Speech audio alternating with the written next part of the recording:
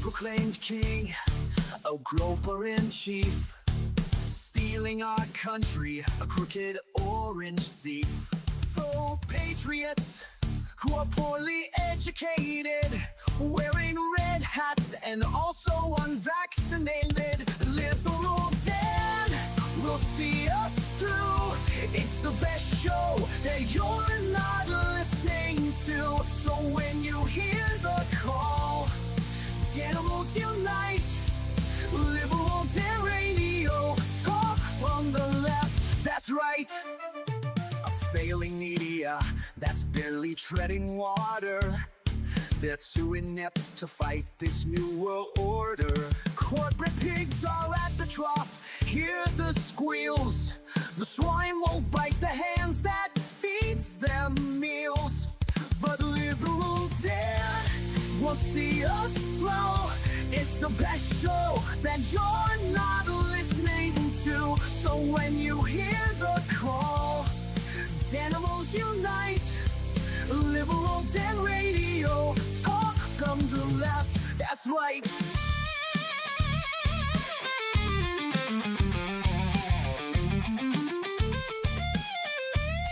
A leftist voice on air, exposing MAGA treason, breaking through their lies with facts, logic, and reason. Unmasking hypocrisy, the truth will be our guide. Call out their lies, justice is on our side. 'Cause Liberal Dan will see us through. It's the best show that you're not listening to. So when you hear the call, animals unite. Liberal Dan Radio, talk from the left, that's right. Liberal Dan Radio, talk from the left, that's right.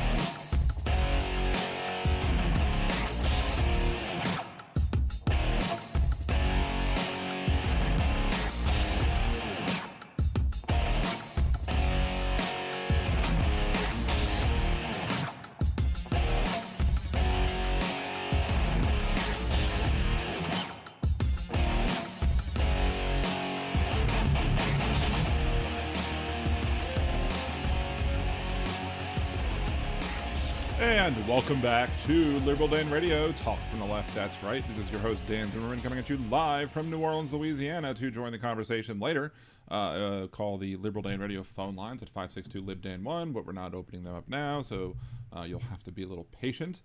Of course, conservatives will, I guess, are more than willing to be more than patient. We'll talk about that in a little bit. From the last show, which was rather amusing. But of course, if you have questions, comments, or whatever, things you want me to respond to, you can always leave your comments in the chats, either at liberaldanradio.com or twitch.liberaldanradio.com. Obviously, the Twitch channel is this latter, and the YouTube channel is the former. So you can support the show various different ways. You can go to store.liberaldan.com and buy a Liberal Dan Radio t-shirt, either the t-shirt about the algorithm, helping the algorithms, because Al Gore needs more rhythm, or you can get the FDT, just go to store.liberaldan.com and it'll bring you there. Also, you can do all the regular, normal, standard stuff that we've talked about for months and years, which is, like, share, subscribe, comment on existing videos, which will also help the algorithm get other people to subscribe. I would really love to be able to get to 3,000 subscribers by the end of the year. Can't do that without y'all's help.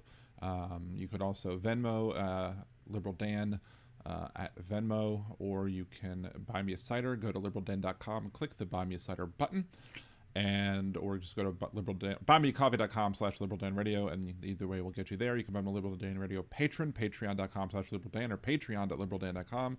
Either way will get you there as well. You can buy memberships, become a Liberal Danimal here on YouTube, or gift memberships to other people, buy super chats, super stickers. You can also gift subscriptions and buy subscriptions for yourself over on twitch.liberaldanradio.com, and buy bits. You could also get a free subscription over on Twitch if you use your free Prime subscription for having Amazon Prime along with, it's part of your Prime benefits.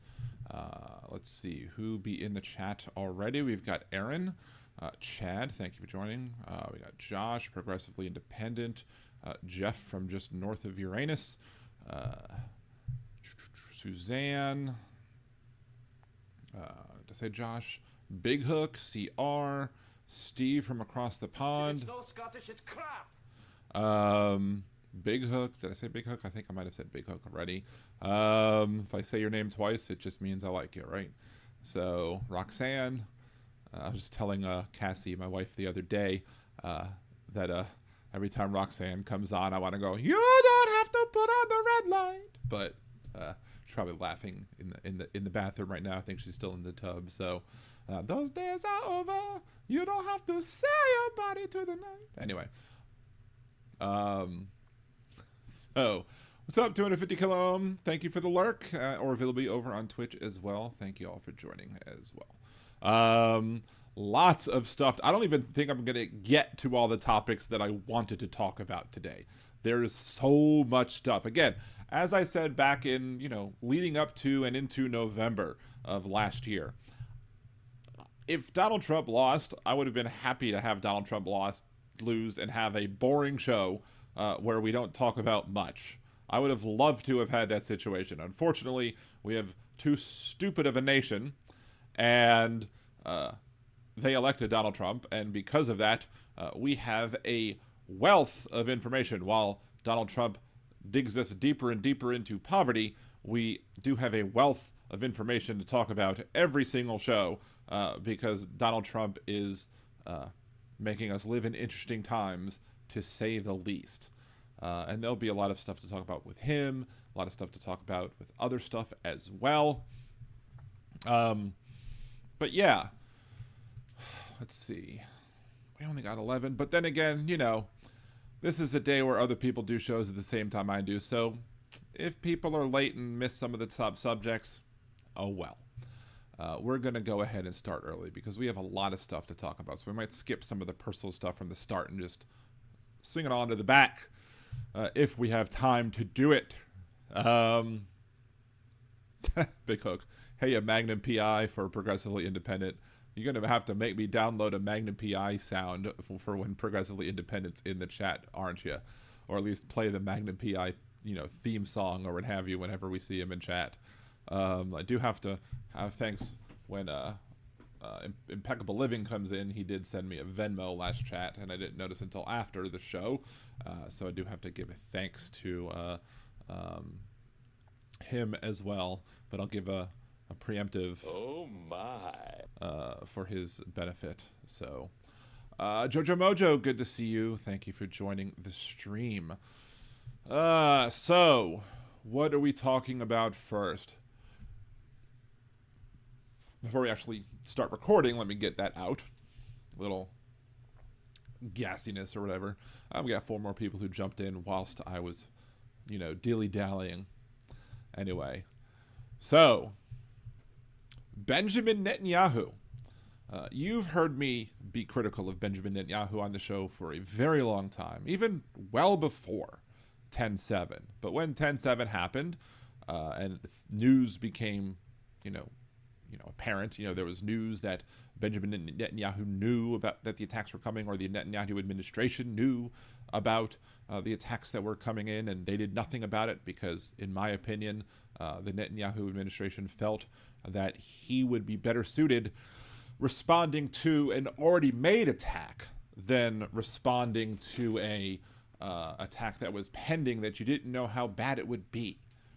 So that would make him look better, and the military actions that would take place after the fact would help shield him during these trying times. Of course, I don't know if he could have known how bad it was going to be with all of the deaths and other atrocities that took place in the hands of Hamas on innocent Israeli citizens.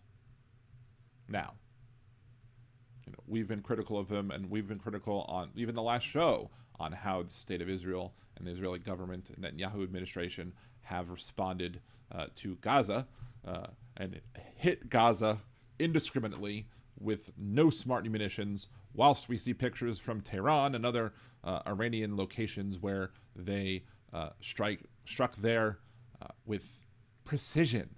If you can strike with precision from a longer distance away, why can't you strike with precision in a shorter distance?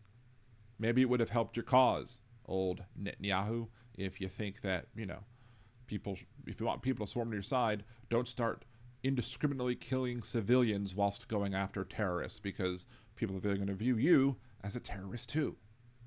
But, we've talked about, him and his trials, and we know that one of the reasons why Netanyahu would, again, want to have military actions going forward would be that it would distract the populace and the world from his, 3 trials that he's dealing with, 3 corruption trials. So, according to the Jerusalem Post, according to their website, there was an op-ed talking about earlier on about how the state of Israel would deal with his impending cross-examination, because the cross-examination was slated to take place. Let's see, this is June 3rd when the first article about that, and that the cross-examination of Benjamin Netanyahu in one of his 3 corruption trials, that is the day that the cross-examinations were supposed to happen, right? And then, what happened? 7 days later, I think it was on the 10th, June 10th, I don't know how many days worth of cross-examination there was, but they were not finished their cross-examination. And after the 10th of June, guess what happened? Netanyahu said, "I'm too sick. I cannot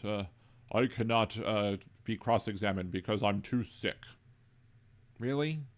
I understand if you're really sick, but Netanyahu wasn't too sick to go starting a war with our Iran. And look, I'm not sitting here and saying that Iran shouldn't be hit. I'm not sitting here saying that Iran isn't a problem. Although apparently Benjamin Netanyahu was saying that nuclear weapons were going to be coming in days if he didn't act. And now it's more like months, if not a year. So Benjamin Netanyahu took the information that he had and he embellished it a good bit to make people think that these attacks were necessary now when they probably could have waited in the grand scheme of things as it pertains to Iran. But as it pertains to him and his legal woes, no, the attacks on Iran couldn't wait because he needed to, as they say, wag the dog. He needed to distract the population from his corruption trials with military actions. Of course, now that means that he's putting his own people at risk because Iran is bombing back. People have had to evacuate. He's putting the lives of the Israeli people at risk by conducting a war that he now says was not necessary to be done immediately, just to give him political cover during his criminal trials. Maybe he takes, advice from Trump, or maybe Trump is following his lead. I don't know. But these are all deplorable actions of deplorable conservatives. We have deplorable conservatives here in the United States. We have deplorable conservatives over there in Israel running that country too. So, I don't know. Have any of y'all heard this? Because I've been trying to keep up with Netanyahu, but the only sites that I've found this on were Israeli sites. Have you seen this on MSNBC? Have you seen this on CNN? Have you seen this on any of the other major news networks to talk about the fact that, he had to tell the courts that he was sick? Have you heard anything about his corruption trials going on and how, maybe somehow a responsible media might sit there and say, well, maybe there's some, relevant things to discuss if he's trying to, wag the dog. In the movie Wag the Dog, I forget exactly who they supposedly declared a war on. I think it was a fake war in that movie, but they were distracting from, I think, an affair by, faking a war. In this case, it's not a faked war. It's a real combat situation that he's using not to cover up an affair, but to cover up political corruption. Big Hook says Netanyahu has always been stoking fear to allow him to stay in charge, which led to his corruption in other ways. Of course, I don't know if it's a chicken or the egg thing. I don't know if he was corrupt all the time and the corruption led to his stoking of fear, or if he stoked fear, which caused the corruption in other ways. Chicken or egg? I don't know which came first. What I do know is that he's a horrible person, and he's not somebody that can be trusted at all. But the problem is, again, the reason he's able to retain power is because he makes the boogeyman out of the Palestinians by making everybody think that everybody who's in Gaza, everybody who is a Palestinian must be a member of Hamas or could potentially be a member of Hamas, and as such they're all dangerous. And he's going to say, you need me to lead this country or else they will get you. And it's the same thing Hamas does. Hamas will be like, you need us to lead this area, otherwise Netanyahu's going to come get you. Meanwhile, through that stoked fear, it causes more anger, more violence, more deaths, which then justifies to a stupid electorate. I can't really call it an electorate on the Palestinian side because I can't remember the last time they had an election, maybe 2005. But in Israel, an electorate, who was in fear would be like, oh, well, we can't vote for anybody else. Why are we going to jump horses or switch horses midstream or whatever? But he's corrupt, he's evil, and he needs to go. But what also needs to go again is our media. Because as I say in my new intro, the corporate pigs feed at the trough and they won't bite the hand that feeds them. What do I mean by that? It's that, they're getting all this good news or whatever. Not good news, but juicy news coming from the Trump administration, coming from Netanyahu, coming from everyone else. And they don't want to see themselves be kicked out of, in the American sense, in our, in the White House press briefings. They don't want to see themselves kicked out of, or having access removed to the administration. So they're not going to do things that are going to piss off the administration because they want to make sure that they have access, because they want to make sure that they can justify their existence. But if they're not using their access to report the horrible things that the administration is doing and everything and not screwing it up, then what good is the access in the first place? And maybe the same thing is true with the press coverage of Israel. Maybe people, the news media over here is like, well, we don't want to lose access to Netanyahu, so we're not going to pay attention to what's going on with his corruption trial. We're only going to cover everything else. What do you think? I mean, that's why we need new, better, non-corruptible or uncorrupted folks in the media who will do their jobs and who will report on issues. Because like it or not, I mean, Donald Trump ran on the whole thing of, I don't want any more foreign wars. I don't want any, I'm going to be a peaceful president. Of course, Darrell Issa today or yesterday or whatever said that everybody should write in and say that Donald Trump deserves the Nobel Peace Prize. What? The guy who said that he would stop the invasion of Ukraine on day one. He doesn't call it the invasion of Ukraine, but I will, because that's what it was. He said he'll stop it on day one. He said no new wars are going to take place. He's not going to involve us in foreign entanglements when it comes to war. And now, not only are Russia and Ukraine still at war, not only has the Israel-Gaza issue not been rectified, and Hamas and Israel still fighting each other, now Israel's fighting Iran too. Even though Donald Trump said, no, don't do it, please don't do it, it's going to make me look bad. Well, we have a weak, corrupt president who can't even convince other world leaders to do anything that he wants to do. He's supposed to be the most powerful leader in the world, and yet, here we go. Anyway, hey, Kimchi, good to see you. Thank you for joining. Janelle, thank you for joining as well. I hope the next admin treats them the same. Yeah. Progressively independent access to what all these people do is lie. But that's the thing. You need to cover the lies. You need to correctly report against what the people are doing. More on that in a second. Because if the media has their access, but they're too afraid to cover it correctly out of fear of, again, if they lose their access and they're not able to make themselves look as if they're important, then people will stop watching them. But I'm saying that people should stop watching them already because they've already proven themselves to be toothless. They've already proven themselves to be worthless. They've already proven themselves to be feckless or whatever else whatever word ending in less that you want to use. They have it, or they are without it, I should say. So what am I talking about? With the other thing I wanted to talk about with, weak, incorrect, horrible media.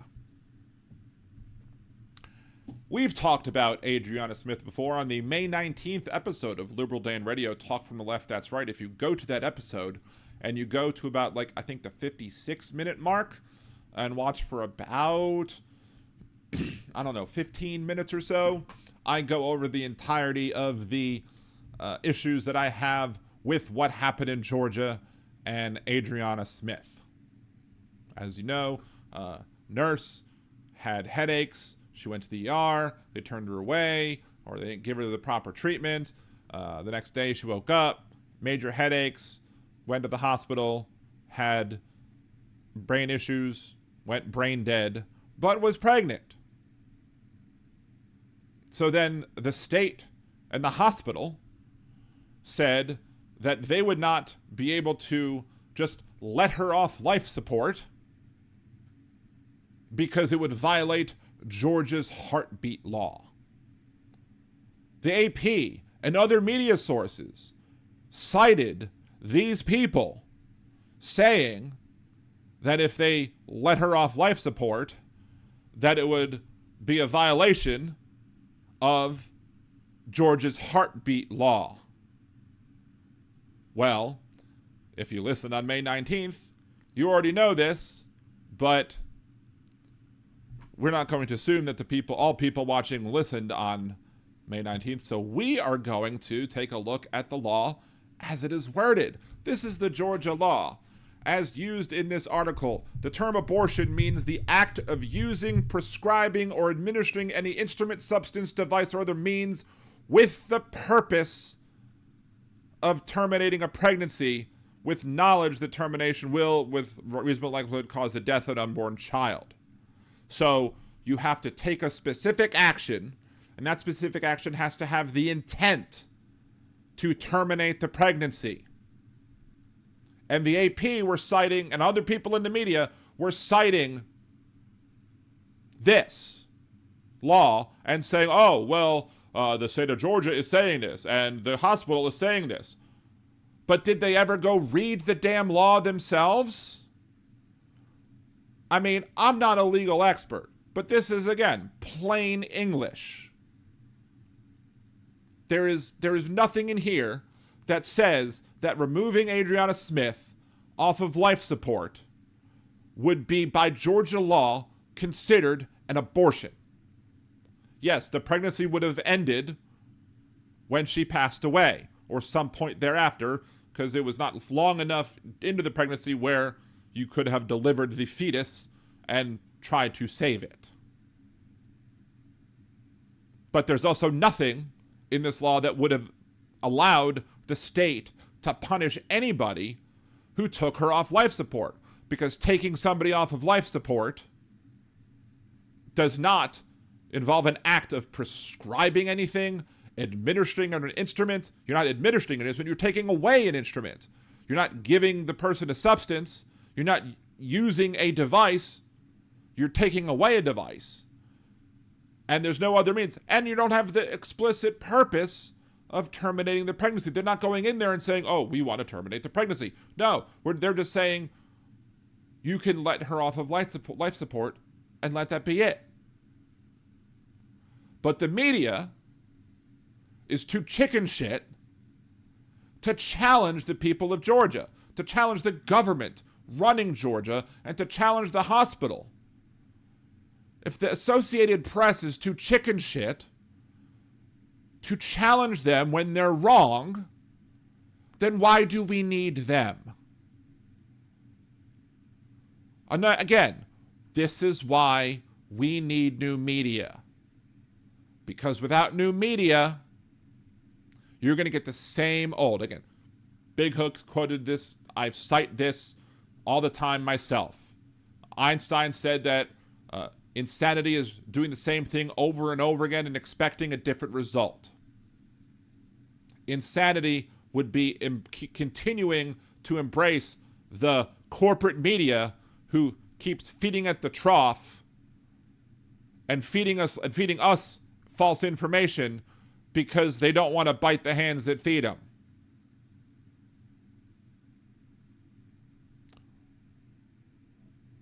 They are useless if they're going to continue to do this crap. And how can we then trust them to give us accurate information on anyone else? Local, state, federal, whatever. If they can't be trusted to give us this little piece of simple information and challenge them when they're wrong. Because I will flat out say right here, anybody who said that letting her pass away would be a violation of Georgia's law is 100% frickin' wrong. And the idea that somebody should have to be allowed to be on a life support machine, I don't even know if you can call it life support because she was literally dead. She was brain dead. That's dead. She was a corpse that they were keeping alive just to use as a human fetus incubator. I mean, this is one of the reasons why people say that conservatives, MAGA folks, love to pleasure themselves to The Handmaid's Tale. But this even goes beyond Handmaid's Tale. Handmaid's Tale, the handmaids were still conscious. They still were awake during the whole thing. If these MAGA conservatives figure out a way to, put people who are fertile in like comas and then continuously impregnate them so they could be baby delivering factories, they would absolutely do it. You don't believe me? What happened with Adriana Smith? I have no doubt in my mind that if they could, they would. And then they would use the people who are infertile to do the other menial tasks that they would expect a woman to do. Because we have a misogynist, sexist party running this country.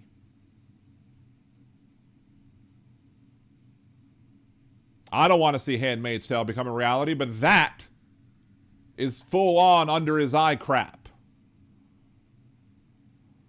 And anybody who continues to support this, you are not a moral person. You are not a good person. You are a crap human being. And also, final note, this baby might not even live. So they might have, kept the corpse alive for nothing if the baby passes away. Or, if maybe the baby might have not passed away, but might have severe medical issues that might make life, not good for this child. And also, don't forget, who's the bill gonna go to? Does the family now have to pay the bill? Does it come from the estate of the now deceased? Will her family now have to pay the medical bills pertaining to keeping her alive for months? Now, financial issues are the least of my concern in the overall scheme of things, because I'm more concerned about things like body autonomy. I'm more concerned about things about, living wills and, do not resuscitate DNRs, medical directives, legal paperwork signed by people that tells the state you can't keep me alive in certain circumstances. Because if she had paperwork that says you can't keep me alive, that I do not want to be put on life support, these idiots would have said that's not relevant anymore because we think that the law says this, even though it doesn't. So they will manipulate the laws in such a way to make it so that they don't have to listen to your legally drafted paperwork. Just like they used to do. Again, in the last video that I did in May 19th, I talked about the Lisa Pond case. Go watch that if you want to hear more, a recap of the Lisa Pond case and what happened with that one. But these people are gross, morally bankrupt, and I cannot understand why anybody with a brain, with a heart, or with any sort of morals or ethics would still continue to support these idiots. Anyway. Swing back through the chat just to see. Let's see. Atrocious every game over on Twitch says, I think the best way to frame this is Waltz's mind your own damn business. These weirdos and tell these weirdos to, or these weirdos need to fuck off. Church and state are separate. If they're Christian, Jesus never mentioned abortion, and I agree. I mean, yeah, but, they're too busy insulting Tim Walz or whatever because, reasons, because he dared challenge Donald Trump and ran with Vice President Harris. So, let's see. Yes. Karen Reed, not guilty of anything but drinking liquor, 1 year of probation. Yeah, I mean, I did see that today as well. Good, but I wasn't really going to spend much time covering it, simply because of the fact that it's one individual and not an example of, everybody's rights being trampled over. But I do agree with the verdict. I'm glad that the jury came back with a non-guilty verdict with everything except for, driving under the influence. But even for that, gets 1 year probation. So good for her. I'm glad for her. It was a ridiculous case, but I wasn't going to spend a lot of time talking about it, simply because of the fact that I think there are much more important issues. Now, if she would have been found guilty, maybe I would spend a little bit more time of it. But and she shouldn't have had to deal with all this crap. But I mean, maybe there's something to be said about malicious prosecution and horrible police officers or whatever. Maybe there's a case to be made about that when it comes to this case. However, still, there are many more actions of horrible policing going on in this country. We'll get into that in a second as well. That I don't necessarily think this case necessarily makes me, when it comes to, Karen versus Alicia, I'm going to talk about the Alicia case first. So, cars don't bite arms. No, they do not. See, I've written estimate on thousands of crash cars. Nothing on a car causes bites and scratches. As a trained archaeologist, the evidence was not mapped out at all. So we need the old U.S. president that was not afraid to flex and challenge power. That's true. Progressively independent. Is she still on life support? I don't know if they took her off life support at this point. They don't have to keep her on life support anymore because they extracted the fetus from her corpse. So you now have a prematurely born or prematurely extracted infant that now has a dead mother.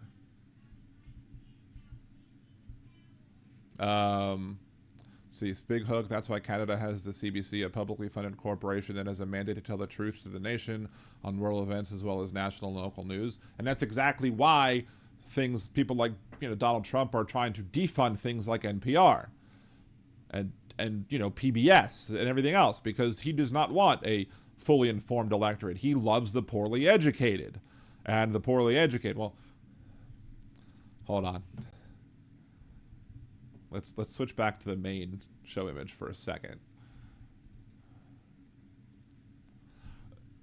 Donald Trump, obviously loves the poorly educated. And, I don't even remember where I was going to go with this. God damn it. We're not going to record that one. Where was I freaking going with that one? I had a whole argument to make in my head. And then it just completely left my head because I have so much other stuff in there that I want to talk about today that I just went bloop. So, but yeah, anyway.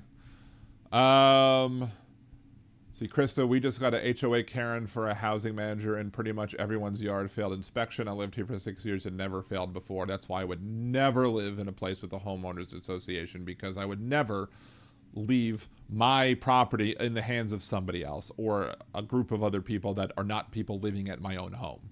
So, see, I'm surprised he doesn't throw a banquet for Jake Tapper. Jake is doing everything Trump could ever dream of and then some by turning CNN into infomercial for his poorly sourced hit job on Biden while ignoring all the malicious stuff Trump is doing. And why isn't Jake Tapper covering all the brain stuff of Trump? That's what I want to know. There's plenty of stuff there too, but he's silent. All you can hear is the crickets coming from his brain on that one. So, see, Jeff says, daughter just brought new home in a division going in. I told her she needs to start at HOA. She said yes. Only rule, everyone has to give her dog treats. If that was the only rule of the HOA and we could not make any more rules, regardless of how many people vote on it, then maybe I might agree with that. That being said, HOAs suck. So, oh, it's federal housing. I just meant that she's acting like an HOA. Okay, that's fair enough. Okay. Let's see. Michael McAndrews, my video audio streaming program to my server is awesome. Big Hug is coming along time. Nice. Okay, I do remember what I want to talk about now. Donald Trump said he loved the poorly educated. And that's why he's doing things like, defunding NPR and pulling funding from universities and all that other stuff, because he loves the poorly educated. But, the poorly educated love him too. And as we saw in our last show, on Monday night show, we had several MAGA folks, conservative types, coming into the chat and, sharing all of their uneducated thoughts with us. But the funniest thing, if you happen to miss that show, you should go watch the replay of the last show. Because the funniest thing about the whole thing was they came in and they were saying, oh, Dan will never take calls from a conservative. Yeah, I do. And B, they're like, Dan never takes calls, period, and he'll interrupt people. Then, of course, Big Hook called in, and he's not conservative, obviously, but Big Hook talked pretty much uninterrupted for a pretty long time, I wanted to prove my point that I won't interrupt people and I will let them talk. Hell, if they wanted to call, I told them I won't interrupt them, that they could have their say. They could say whatever it is that they want to say as long as it wasn't racist or deplorable or whatever, but they could make their point, they could make their argument, and they refused to. So not only were they too poorly educated when it comes to knowledge of the issues. I mean, one of them kept insisting that I was wrong on the Constitution when I was 100% correct and accurate on the Constitution, but they're too chicken shit. Because they kept on saying, Dan won't let people call in. Oh, here's my phone number. Call in. Here's the number. Call it. Prove me wrong. Prove yourself right. You can easily prove yourself right if you just call in. I don't want to be yelled at. So they're stupid and they're cowards. Anyway, it was fun on Monday. Just seeing the stupidity and the cowardice of the MAGA types, which just also makes me mad because they're this stupid and cowardly. But how are they able to keep winning elections? Right? So, anyway. Throwing down disses with no evidence. Yep. That's what they do. That's what they do. So funny, because if you remember that clip of President Obama going into a gym, getting the basketball, shooting the three, getting it in, and just going, that's what I do. And I'll do that sometimes, but even my youngest son, my 12-year-old, will also do something, and he'll be like, that's what I do. He'll be citing President Obama on that. It's hilarious. So, anyway. Let's see. I'd love to gauge in the marketplace ideas with the Trumpy. I'm really nice, I promise. And come on Twitch and tell me why Trump should be God Emperor. I've never seen that. I need to look this up. Let's see. They don't ever come on Twitch. Same with House Chat. The trolls are always on YouTube. Well, yeah. I am making more money on YouTube than on Twitch at the moment. It's not a lot. I mean, it's maybe about $125, $150 on YouTube. A little bit on Twitch. More of the money that I'm making on Twitch is whenever I do one of those video game things, but like phone games or whatever. Let's see. Atrocious at every game. Let's see. His response on Iran, Israel, something. What about Biden? Someone should check on his mental acuity. Exactly. Dinkies is always mad. Yeah, well, they are.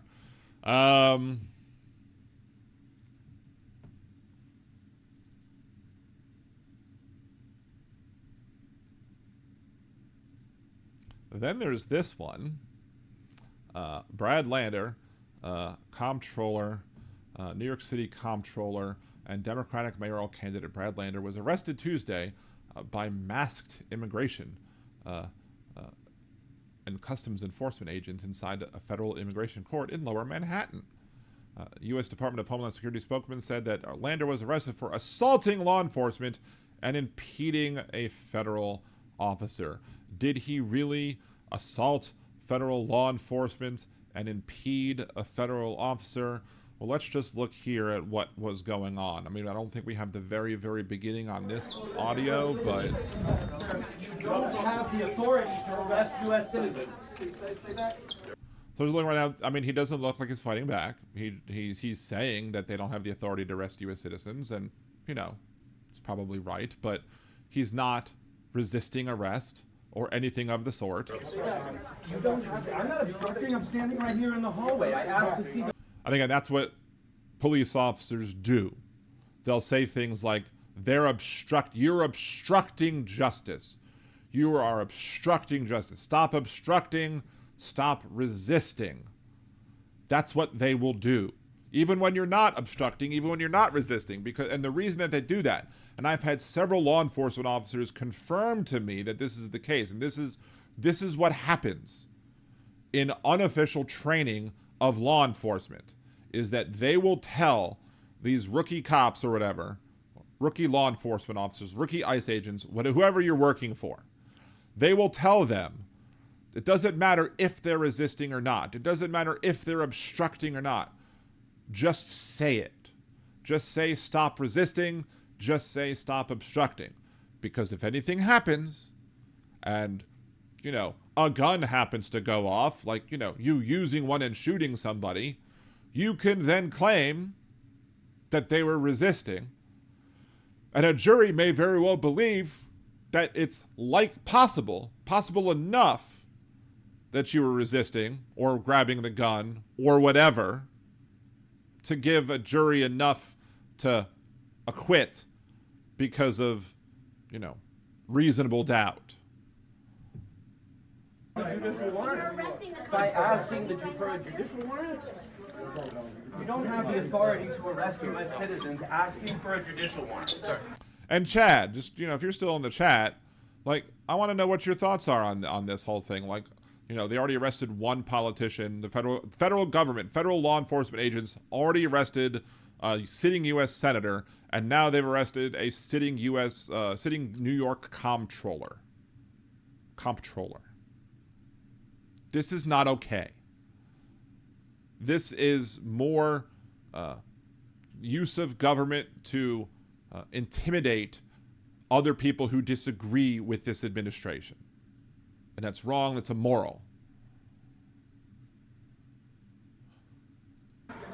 Brad and some other individuals link arms with this individual, and then we are swarmed by a number of agents. I do not know from what agency they are from. Again, they're masked, they're in full uniform, they're full regalia, and they said, you are obstruction, you need to let...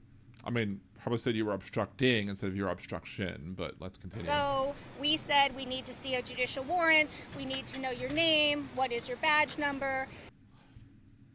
3 things that are not unreasonable to ask a law enforcement officer. And here's the thing, here's a point that's been going all around social media, and I agree with it 100%. Conservatives want to tell you that these people who are here illegally are lazy, yet they're picking them up at their workplaces. They want to say that they're, not following our laws, but the other guy that they actually arrested or detained or whatever, that the comptroller was trying to help, was in a courthouse. It wasn't like he was avoiding his hearing. He went to his hearing, doing the right thing. And they're arresting people for doing the right thing. If they're arresting people for doing the right thing, that's going to make people stop doing the right thing. They refused to give that in any case, repeatedly refused that, and then I actually was shoved out of the way and pushed out of the way, and then you could see what happened on the video after that. What I saw today was not the rule of law. That was not due process. I know, and the way people are being treated is absolutely unacceptable. And due process is absolutely something that is a guaranteed right of every individual in this country. Every single individual in this country is guaranteed due process by the Constitution. That was guaranteed, that was verified with a 9-0 ruling by the Supreme Court, including 6 conservatives, 3 appointed by Trump, and 2 who are extremely wackadoodle conservatives, who most diehard MAGAs should love, Thomas and Alito. And even Thomas and Alito said, due process. Everybody should get it. And this administration is still fighting the idea that they should have to give everybody due process. And if you disagree with that, you're more than welcome to call in when I opened up the phone lines, which I'll do in a second, and talk about it.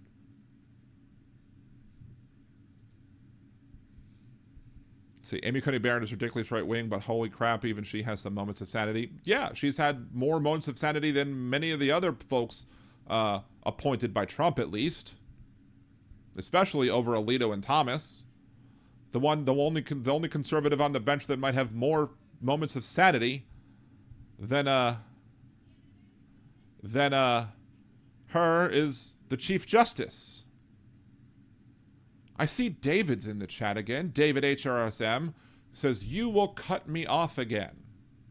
I will cut you off again. Will I? Oh, let me record this part. David goes, you will cut me off again like you do with your callers just 2 days ago. When have I cut off my callers? Which caller have specifically I cut off? Name names, David. I am very liberal with my callers. I am probably too liberal, according to my liberal listeners, with my conservative callers, with allowing them time to, you know, call in and speak than they would like me to, but I still let them do it. I still let them call in. And I'm not actually the one that muted you from the chat. That was one of my mods because y'all, the combination of y'all were being ridiculous.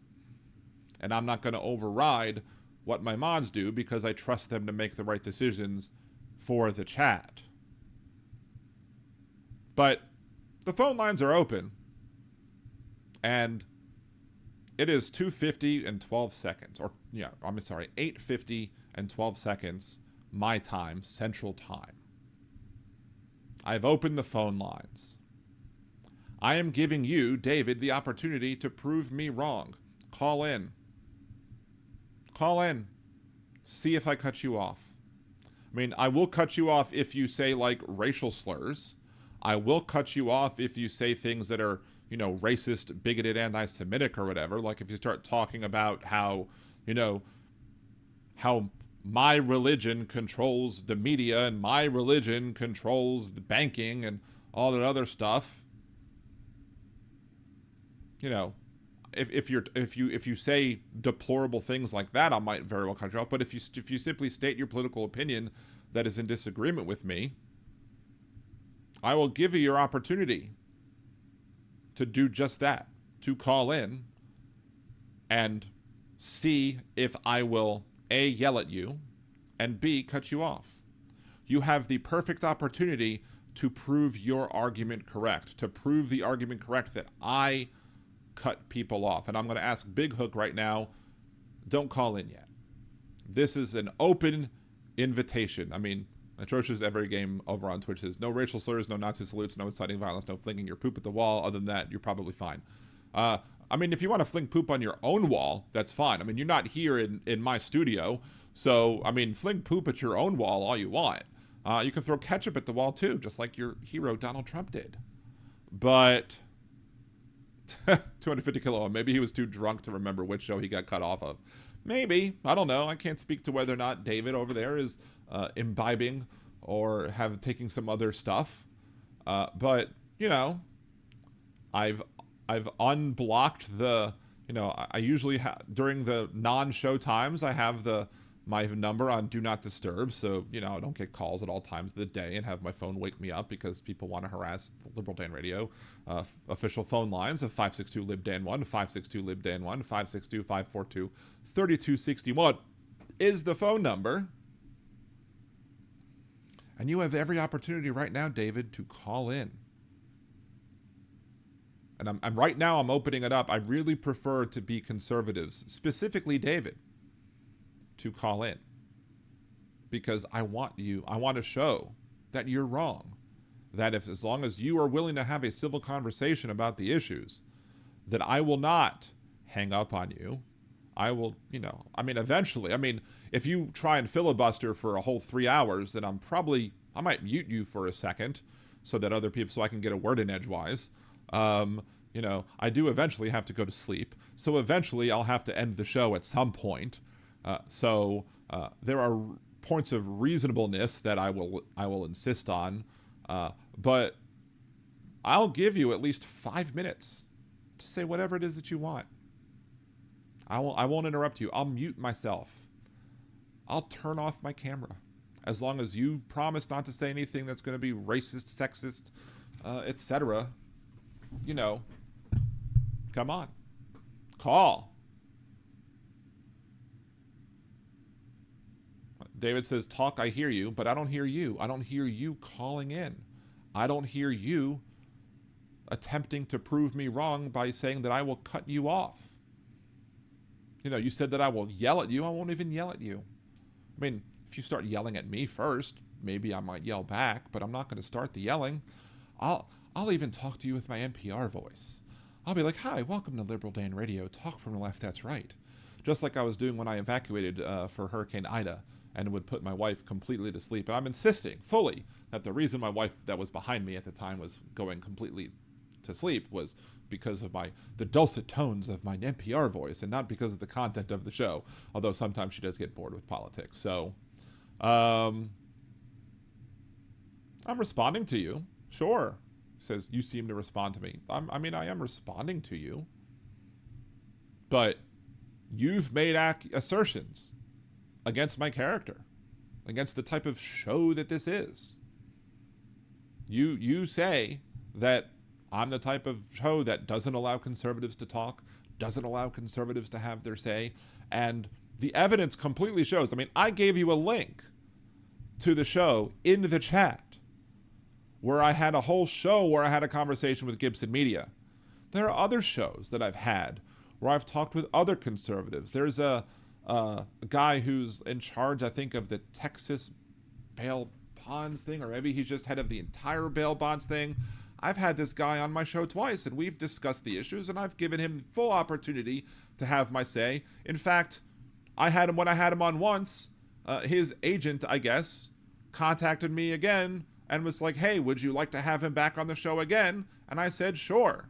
So we had him on the show again. Now, if I treated my conservative guests unfairly, why would his agent call me back up and say, would you have him back on your show? If I was rude, inconsiderate, or somehow vile towards this individual, why would his agent ask for him to come back on the show? They wouldn't. They'd go find another show where he might be treated more fairly. Or maybe he realized that I am a show that will treat his conservative guests fairly. I am a show that will allow conservatives to make their points. That's 8:56 and 25 seconds. So 6 minutes have passed since, give or take a few seconds, since I've opened the invitation. I do a lot of talking. Yes, I do. But did you hear when Big Hook called in? I mean, Big Hook and I agree on a lot of issues. We disagree a little bit, but not a lot. But I allow Big Hook to have his say.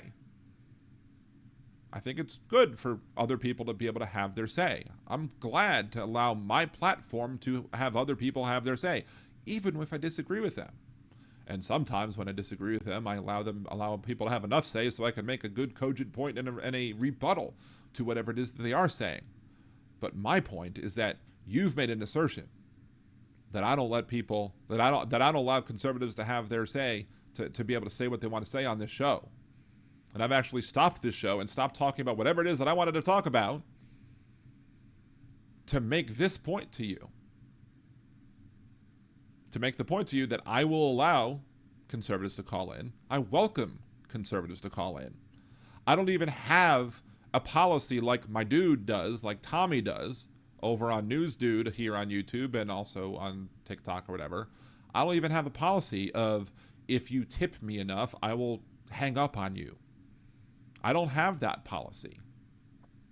Because while I do like to make money with the show, I'm not necessarily going to yeet somebody based on how much money I get from other people trying to convince me to yeet them. Now, I have yeeted people for other reasons. I've hung up on people for other reasons. I've banned people from the show for other reasons.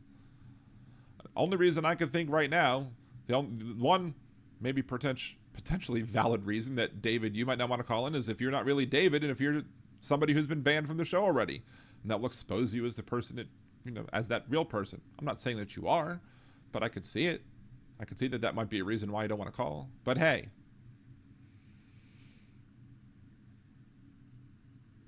Jolie goes, I've been at my parents all week, have yet to make it through a dinner without a political argument. That's the one thing, though, that I'm so glad about my family. Like, I'm seeing my dad and stepmom, in a few weeks, a couple weeks. So you'll have a week where Liberal Dan Radio is limited. If anything, I might not have a show for 3 episodes. But yeah, I like to be able to go home, like when we did go back for Thanksgiving, and I probably will try. If I don't go back this year, I probably will try and go back next year to see my family up there. And yeah, it's nice to be able to have a nice conversation with people who all agree with you. It's not to say that I don't always want an echo chamber. I do like to hear from the other side. I do like to understand what the other side have to say, but it's also nice to be able to sit down and have a family meal without having to worry about not saying the wrong things.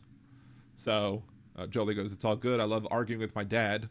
That's fine. I mean, if you'll enjoy it, then great. So Tim says, I'm going to hold my breath until David calls in. Please don't, Tim. You are a valued listener of Liberal Dan Radio. Talk from the left, that's right, and I would hate to lose you. Big Hook says, just remember that free speech includes accountability. If you live by knowing your beliefs are not held by everyone else and can live with the results of others knowing, it requires bravery. I don't know if bravery requires that, but yeah, free speech doesn't mean freedom from consequences of that speech. Free speech doesn't mean freedom of criticism of that speech. And free speech also doesn't mean that people have to allow you to have access to their airwaves or whatever you want to call this. Like, I could just say no conservative callers and hang up on you and would absolutely tell you that that's not a violation of your right to free speech. Your right to free speech would include your ability to create your own talk show, your own podcast, your own live streaming event or whatever, and to say whatever it is that you want to say and attract an audience that will come listen to you as well. But I'm still willing to have people who I disagree with call in because I think when other people listen and understand each other and have a better understanding of each other, then it makes the world a better place. We don't have to agree on everything. Trucker John, I think it's pretty safe to assume that David is just full of shit and has no intention of ever calling in. It's Trucker John. Good to see you, Trucker John. I'm still giving it one more minute, John. I can waste... actually, no, I've been recording this now for 12 minutes now. So did I do the math wrong? I've been doing math wrong for a while, for like the last day. Like I went to go, I dropped my wife and kids off at a movie because I had work to do. Came back home, had them tell me when the credits ended, or not when the credits ended, when the previews ended, so that I could know based on the movie length when I should be right at the movie theaters to be able to be there and pick them up. Was I there when they were out waiting for me? Nope. I completely screwed up that math. And I'm the math guy of the house. And I completely screwed that up.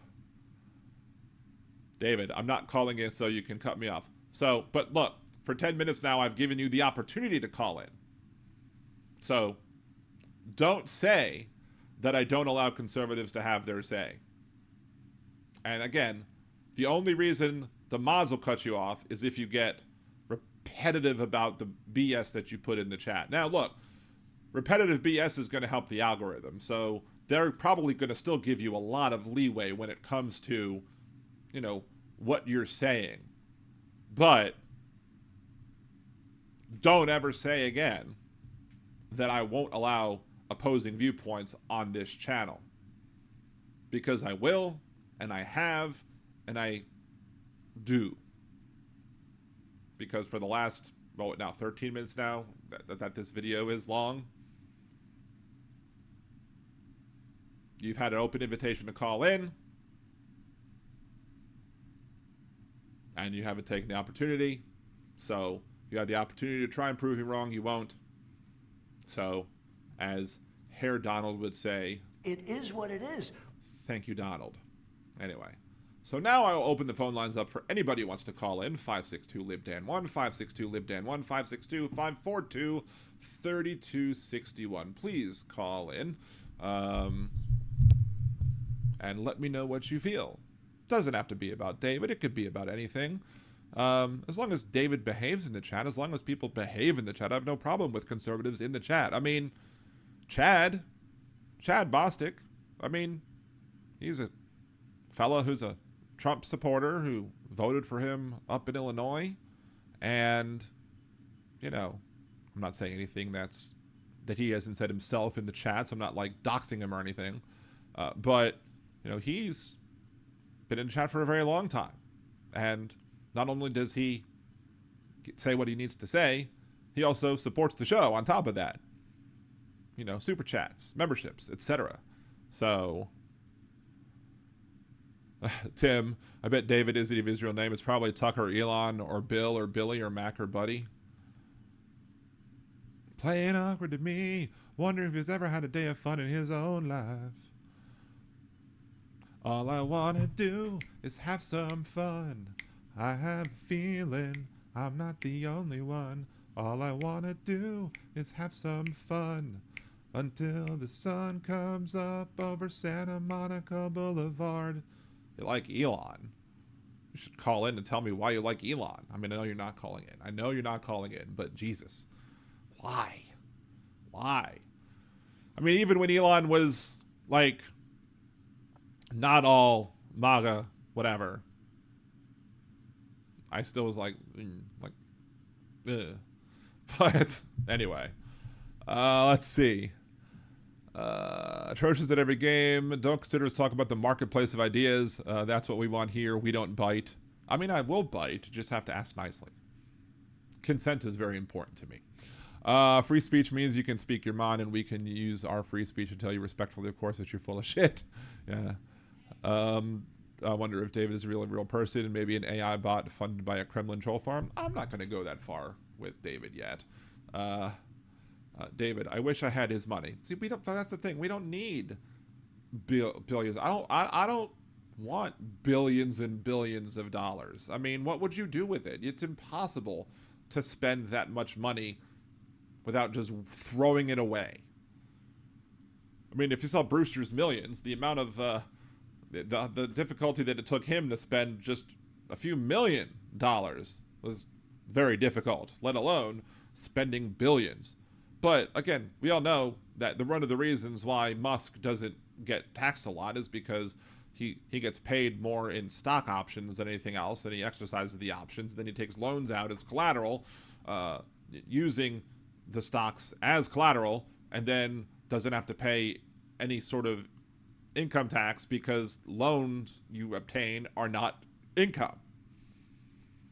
So, and then either he makes the payment on the loans and or refinances the loan and gets a bigger loan or whatever. Lather, rinse, repeat. So, would I love to be richer? Would I love to be a millionaire? I want to be a millionaire so freaking bad. I would love to have millions of dollars, sure, but, you know, again. I also am fully embraced the idea that there's no such thing as an ethical billionaire. Because there's nobody who's gotten to be worth $1 billion who has gotten that way without paying somebody a substandard wage. Even if it's pay, like you're paying a venue and that venue is paying somebody else that wage. Like, if you're trying to be a billionaire and you don't make sure that every venue, let's say if you're an artist like Taylor Swift, and you're trying to make sure that, you know, you're becoming a billionaire ethically, you're not doing it ethically if you're not making sure that the people that are working your concerts you need to make sure that they're getting paid well, at least well enough for the work that they're doing for you, even if the other people aren't paying. But you should set the example. Say, hey. But then, I don't know. Rich, that's such a typical line, conservatives line. I've never worked for a poor person.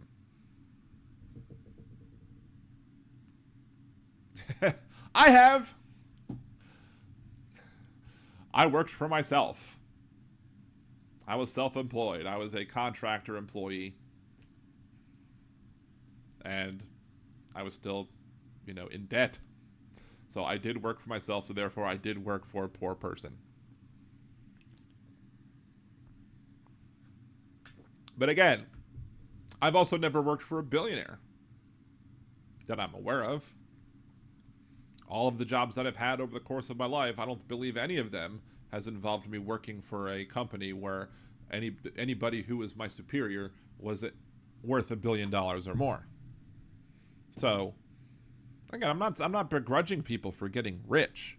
I am begrudging people for becoming billionaires off the backs of other people.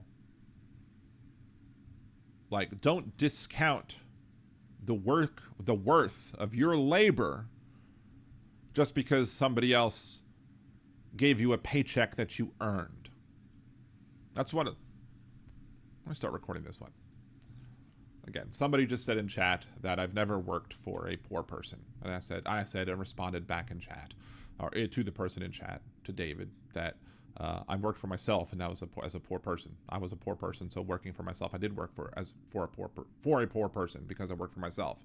But again, I don't begrudge people having more money. I do begrudge billionaires. But a lot of the times when people will make the comment about rich people keep me working, I never work for a poor person, a lot of times when those comments are made, I think it discounts the value of the labor. Like Walmart feels that they want to have greeters at their front door. They feel that greeters make Walmart successful. Walmart's stock people. They need stock people. Without stock people, they would not be as successful. Cashiers. Anybody else that is an employee of Walmart is necessary for Walmart to exist. So why are conservatives so likely to discount the value of the labor that they provide and supply to their employers when their employers need their labor in order to make their money? And that's what employers want. That's especially conservative employers. Conservative employers want you to think that you're beholden to them and you owe them. And if it wasn't for them, that you would be nothing. When in reality, if it wasn't for you doing a good job, if it wasn't for you providing your effort and your labor to create the products or services that your bosses are wanting to provide to the people to sell in the open market, if it wasn't for you and your labor, it wouldn't get done. But they don't want you thinking that. And there's a whole bunch of topics that I could talk about when it comes to how we as Americans specifically don't value the worth of our labor in the entire process. Take, for example, healthcare and the arguments made over conservative employers not wanting to pay for certain things. Like, let's say you work for Hobby Lobby and you wanted to get oral contraception coverage. Well, Hobby Lobby, Burrell versus Hobby Lobby, another horrible ruling by Sam Alito, said that Hobby Lobby wouldn't have to provide coverage. Well, Hobby Lobby is not the one providing coverage. Hobby Lobby is not the one paying for those birth control pills. It is the labor that you provide as an employee to Hobby Lobby or anybody else. Your labor is paying for every single cost to employ you. And every single cost to employ you includes things like your salary, your benefits, and anything else that's incurred by them hiring an additional person, like the square footage of your workspace. Let's say you have a desk, and if you could monetize that square footage, like, you have a certain amount of employees, you need a certain amount of space, so you rent a certain amount of area out, or whatever. Your work helps pay for that area. Your work helps pay for the salary you get. Your work helps pay for the benefits. So just like an employer shouldn't be able to tell you that you can't take your salary and then go use your salary to go buy a birth control pill, they also shouldn't be able to tell you that your benefits can't provide you with birth control pills because your labor that paid for your salary also paid for those benefits. And to say that it's any other way is falling into the trap that the corporatists, that the ownership class wants you to feel about your labor. But if we collectively, as people who provide labor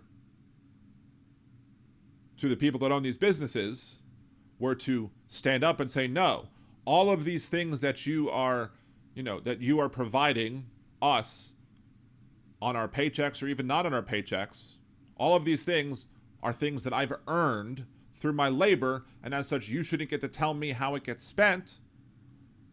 And if you do, we're not going to work for you. Then they would change their attitudes real quick. But that's why conservatives don't like when labor organizes, because when labor organizes and get together, they can accomplish good things for labor. But that's why these people would rather see people who are part of the working class fighting amongst each other on other topics and other issues. Like, your boss can't tell you, don't go buy this candy bar or whatever. They can't tell you to not spend your paycheck how you want to spend your paycheck. So they shouldn't be able to tell me how to use my benefits either. And there's many other examples that I've talked about on the show over the years that I've had this show. And at the end of the day, things won't get better labor-wise unless we all embrace the idea that our labor is needed by the people that employ us. David says, Walmart helps older retired people out of the kindness of their heart? No. They feel that their business model is improved by having a greeter, by hiring an older member of the community to stand by the front door and say, hey, welcome to Walmart. They feel that they might make less money if they were to have no greeters.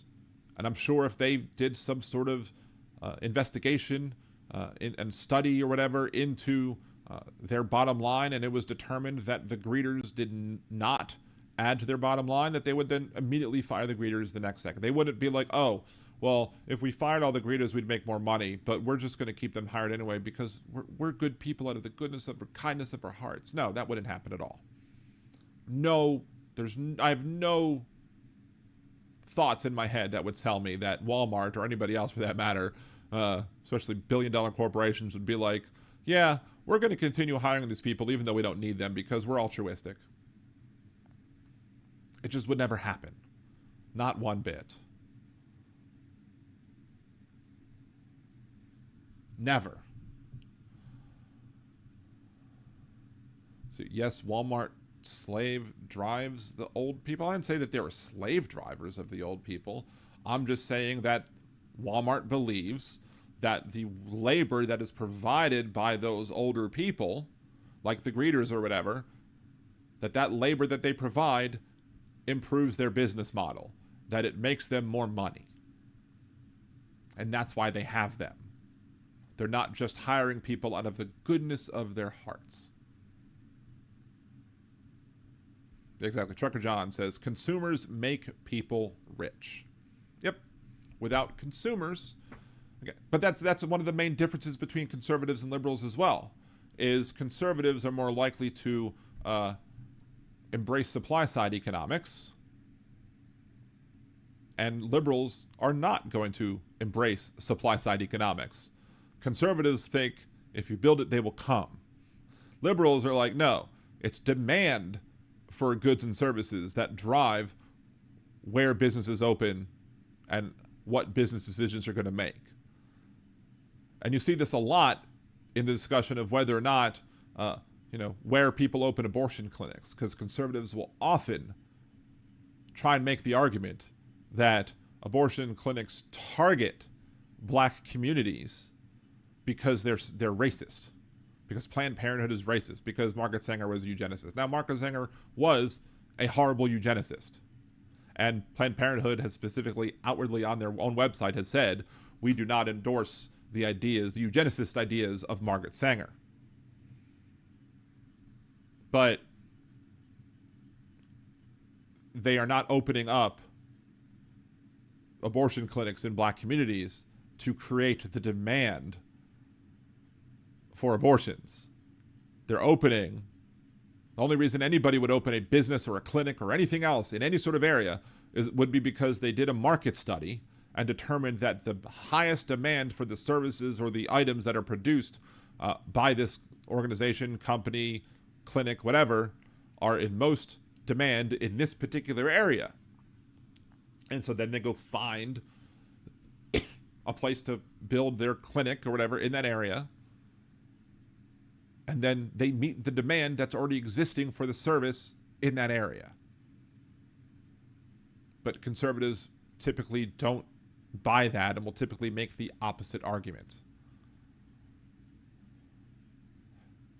David, now you're just being disingenuous. Walmart is evil. I didn't say Walmart is evil specifically for this.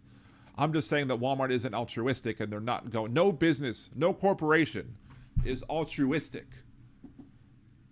Okay, maybe one or two. There is an organization here, and I think it's a nonprofit, so I don't know if this counts, where they will collect Mardi Gras beads.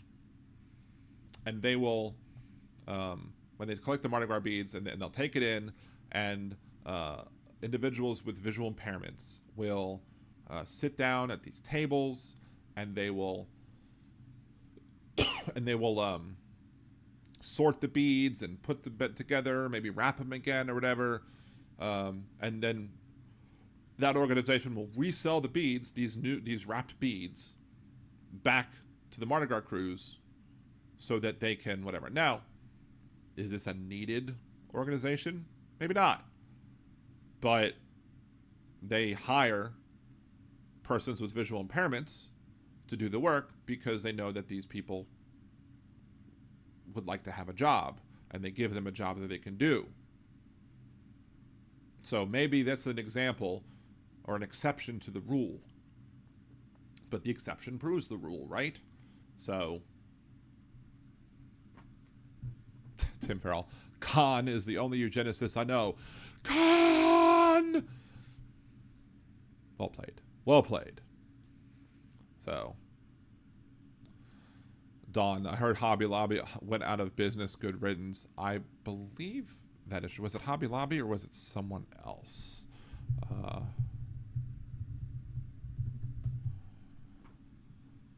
I think, no, Hobby Lobby is not going out of business. I think it's Jones that's going out of business or something. I think, or maybe Jones. Or let's see, what was that? That was a rumor from AI. AI says it's a rumor. Some stores have closed, but I don't know. I'm not seeing anything from a verified or trusted news site, especially not Newsweek, because Newsweek used to be a trusted news source, I would think, and they've gone completely the way of the dodo.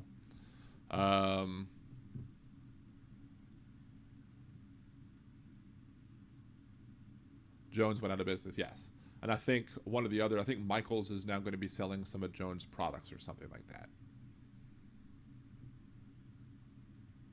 Now, I wish Hobby Lobby would go out of business because they're terrible. Not only do I vehemently disagree with their arguments that they made on the whole birth control thing, but with Burrell versus Hobby Lobby, they also have taken like antiquities or something from other countries and have sold them or whatever. Like, terrible. Terrible, terrible people. Maybe not as bad as Chick-fil-A, but still pretty bad. Anyway. Let's see. Atrocious. I'll say Walmart is evil. At the very least, they're amoral. I wasn't saying that they're not evil. I mean, I've made lots of criticisms about Walmart. Don't get me wrong. I was just saying that I was not saying with the arguments that I was not making the argument that because Walmart does this that proves that they're evil. That's the argument that I was trying to fight, or the argument that I was rebutting from David's point of view, was that just because I said Walmart's not altruistic, that doesn't mean that I'm saying that they're evil. Like, saying that somebody's not altruistic doesn't mean that they're evil. So, 250 kilo. Remember when George Bush Sr. denied calling it Reagan's voodoo economics when he joined him, and the media had the tapes before the internet? Yeah, that's when the media might have actually been useful and actually did their job. But then again, what was it? I mean, back then you could trust Bob Woodward to do the right thing, right?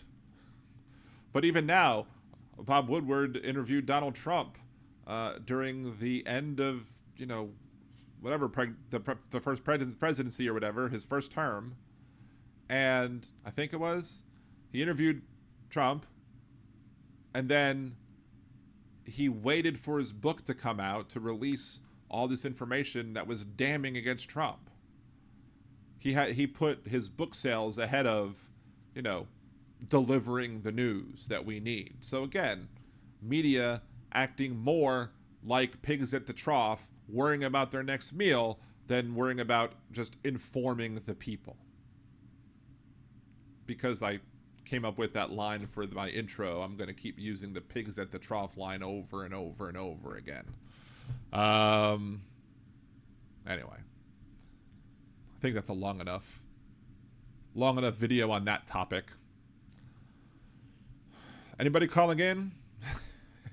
I will shut down the phone lines and go into one of the other topics I want to discuss. I'll switch the that's the topic I want to talk about, but I will allow yes, evil. Oh, good. I'm glad you agree that Trump is evil, David. I know you don't, but he is. I mean, he was found civilly liable for sexual abuse of E. Jean Carroll, and a court just affirmed that ruling and did not overturn the ruling like Donald Trump hoped that they would. And even without that ruling, Donald Trump admitting to going up to people and grabbing them by the hoo-ha, that's not the actions of a good moral person. That is the actions of somebody who likes to commit sexual assaults and or rapes. It's not a good person. So, I mean, what would you say if you?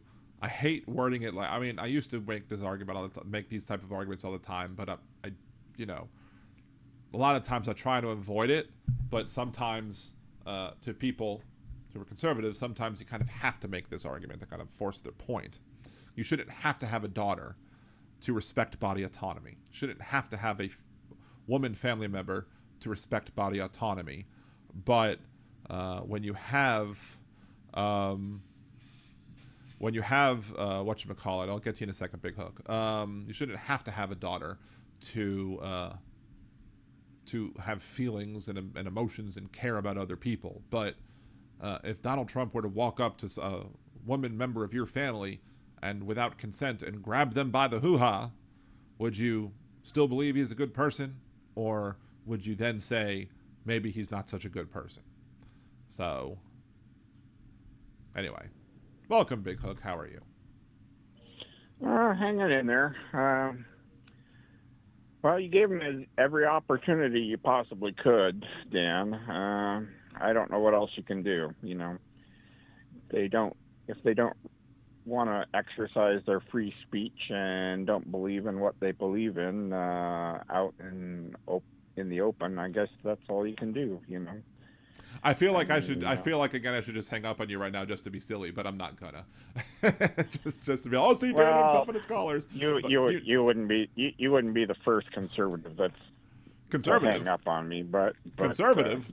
Don't you, I might hang up on you because you called me a conservative. This isn't April Fool's Day. yes, I know. Well, it's every day. Things get worse. We break more and more norms where,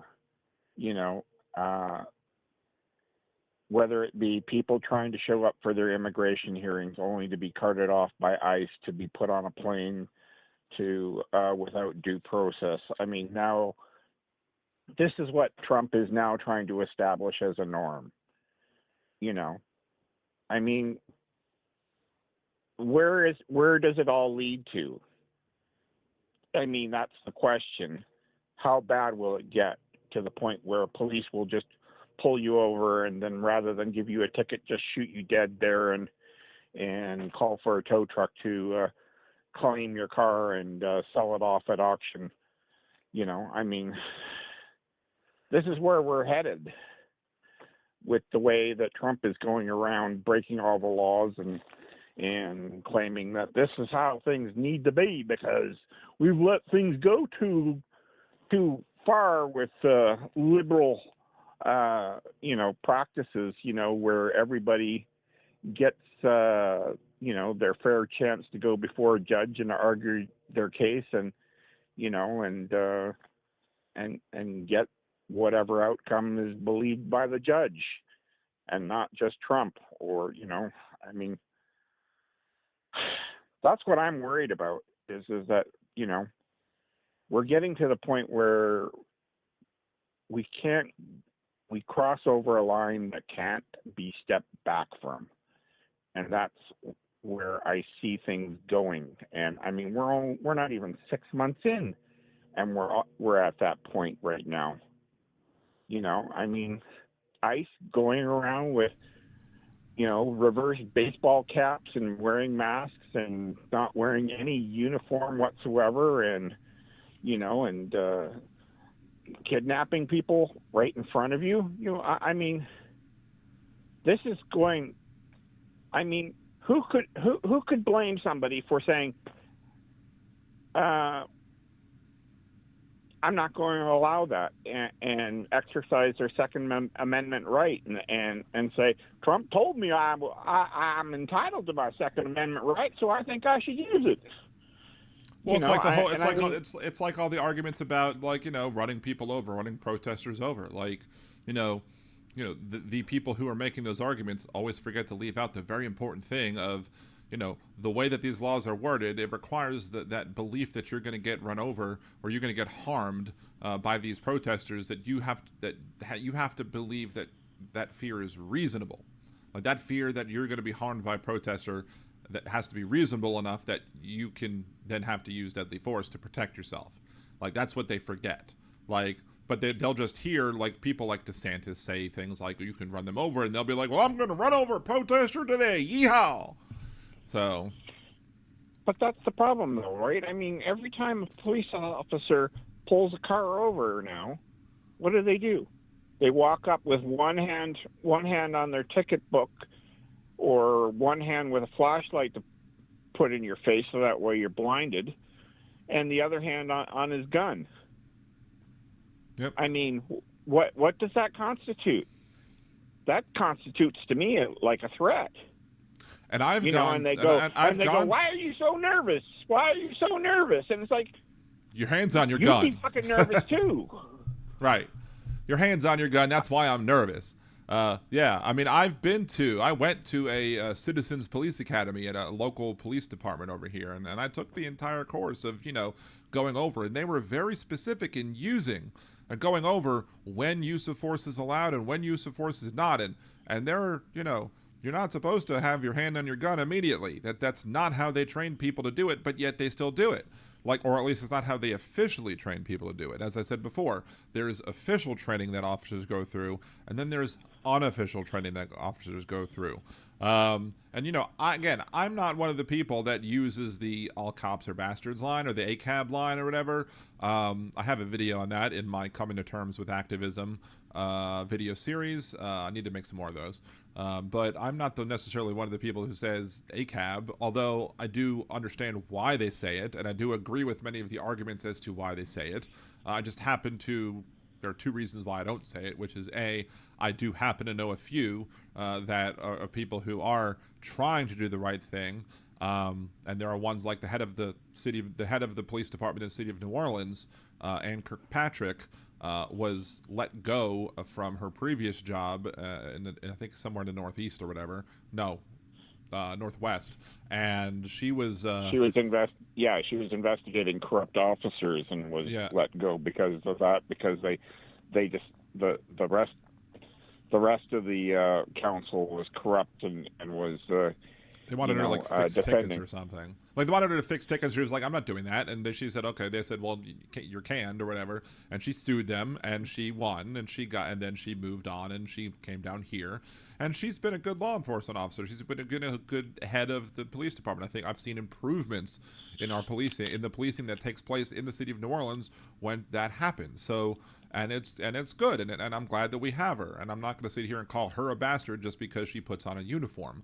And the other argument that I make in that video, I mean, now maybe you don't have to go watch the video if you haven't seen it yet, is simply the fact that there are other examples. Like there's an example of a woman, another woman who was a police officer who saw wrongdoing in a police department. I forget her name, but when she tried to call it out and she tried to do the right thing, the police department fired her for trying to do the right thing because she crossed the thin blue line. So those cops are bastards, clearly. But until we as a society make sure that the police who do try and do the right thing are protected and either won't lose their jobs, or if they do lose their jobs, they'll continue to get their salary. Until that happens, I'm not going to sit here and begrudge all cops, because I then don't know how many of the cops out there would want to do the right thing publicly if they knew that the public would have their backs and protect them for it. So until we make that happen, and then don't see a change, then I'm not going to say all cops are bastards, but I might very well say. But I might very well say everybody in ICE is bastards, because Jesus fucking Christ, I've not seen a good example of an ICE officer ever. So. Well, here's the thing, okay? As far as I'm concerned, okay, there is a simple way to deal with this stuff, okay?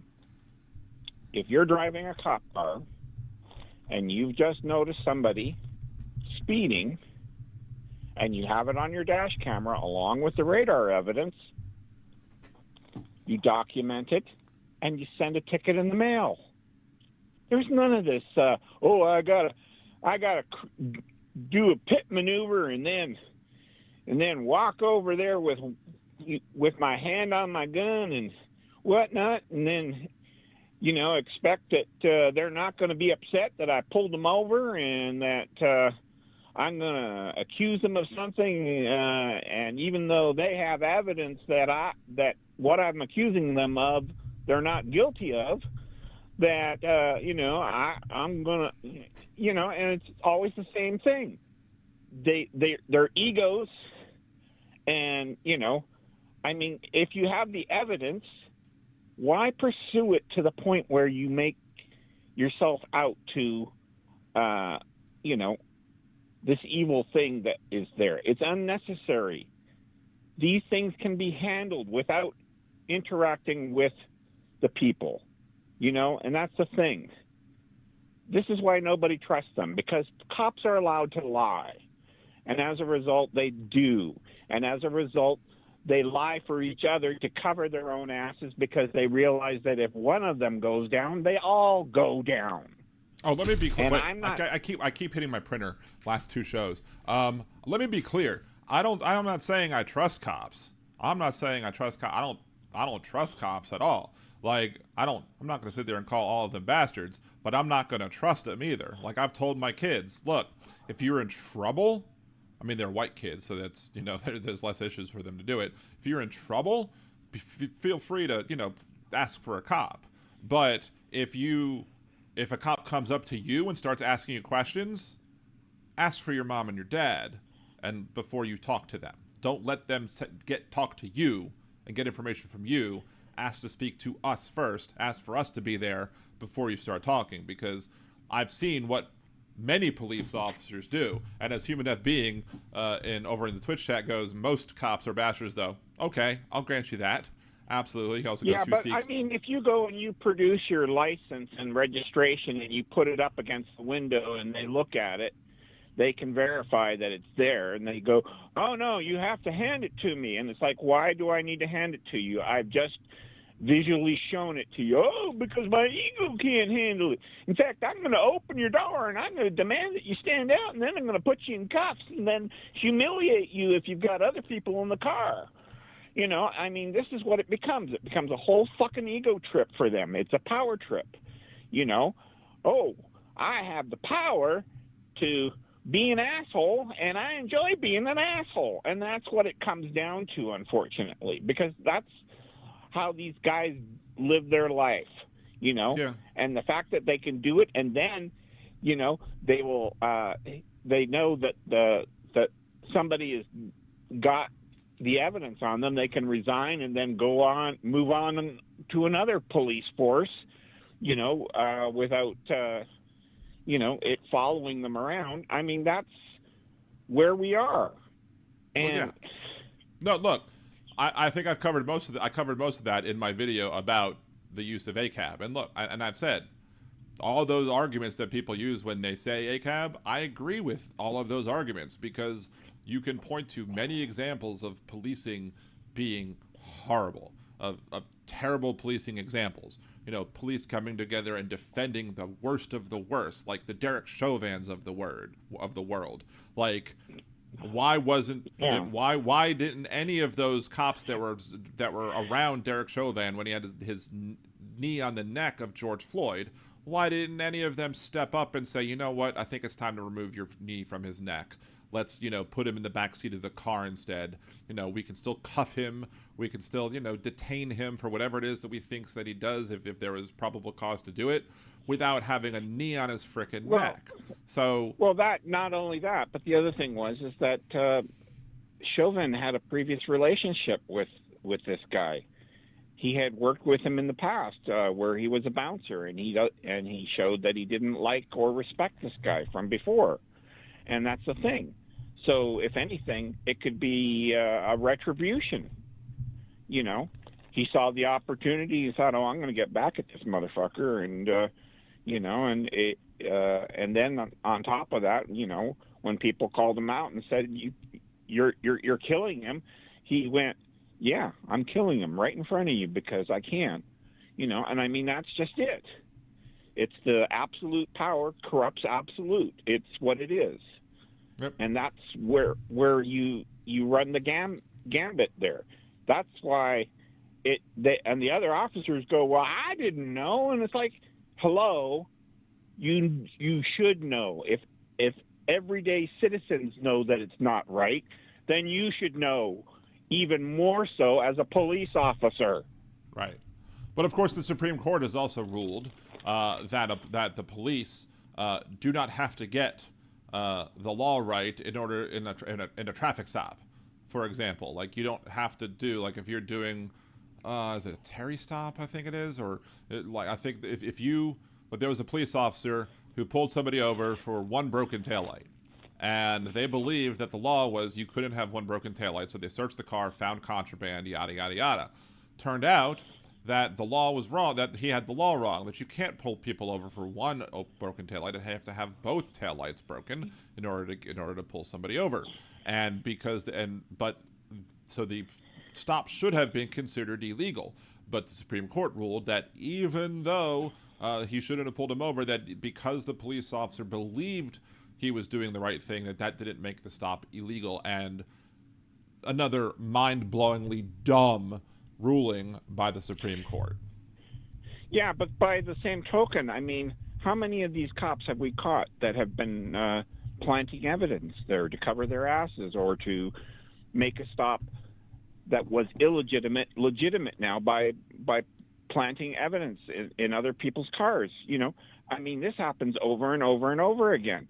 You know, it's like, oh, always make sure you got your regular gun and a ghost gun on you, so that way, should you need an alibi, you got one. You know, I mean, this is the kind of crap that we're dealing with. I mean, you can't if you can't trust, you know, all cops, then you can't trust any of them. It's just the way it is. And well, the thing that's is that's like the Muhammad Ali argument, is to, you know, what if there are aren't there good white people? And Muhammad Ali was like, there could be a whole bunch of rattlesnakes, you know, coming down the hallway, and I want to close the door and stop them from getting to me because I don't want to be bit. And he'll go, well, you might say, well, what if there are some good rattlesnakes in there? And he's like, I don't care. I don't care. There might be some good rattlesnakes in there, but it's not worth the risk for me to think that, oh, well, there might be some good ones in there, so let me leave the door open. No, you're going to shut the door because of all the bad ones. Which is, again, this is why I don't trust cops, because unless I know them, because I'm not going to trust a stranger who's a cop just because they have a uniform on, because of all of the bad, horrible shenanigans that we've seen that they do. So, well, like I said, and I mean, we have our problems up here too with some corrupt cops. I mean, that's the thing, and especially where we find it a lot of times now is within the municipality cops, because they don't want to necessarily hire the RCMP, although they have their inherent problems as well. Because everybody thinks that they're as powerful as shit, and and can't be at wrong. I mean, that's just it. They just deal with things the way they see it. Although, I mean, that's the thing. I don't fear for my life when I get pulled over here by a police officer. I mean, the only thing that we don't have that where you have in the U.S. is the right to refuse to ID. But I mean, that's where a problem happens oftentimes, because we get some of you guys that come up here and then you refuse to ID themselves, and they run into the problems with the law up here, because it doesn't work that way. When in another country you have to follow their laws, you can't just follow your own. That's just the way it is.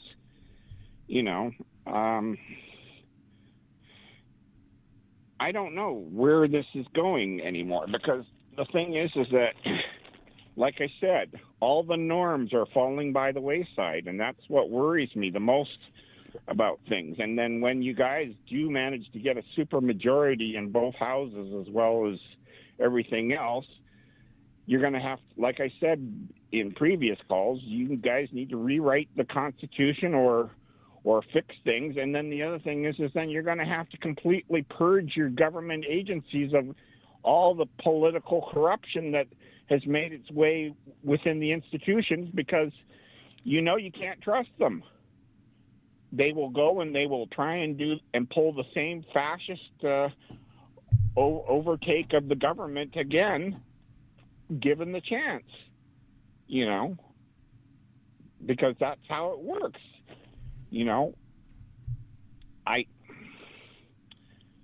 I don't know what else to say. It's why I live up here in Canada and don't have any plans of ever going back down to the States again, because there's too much at risk.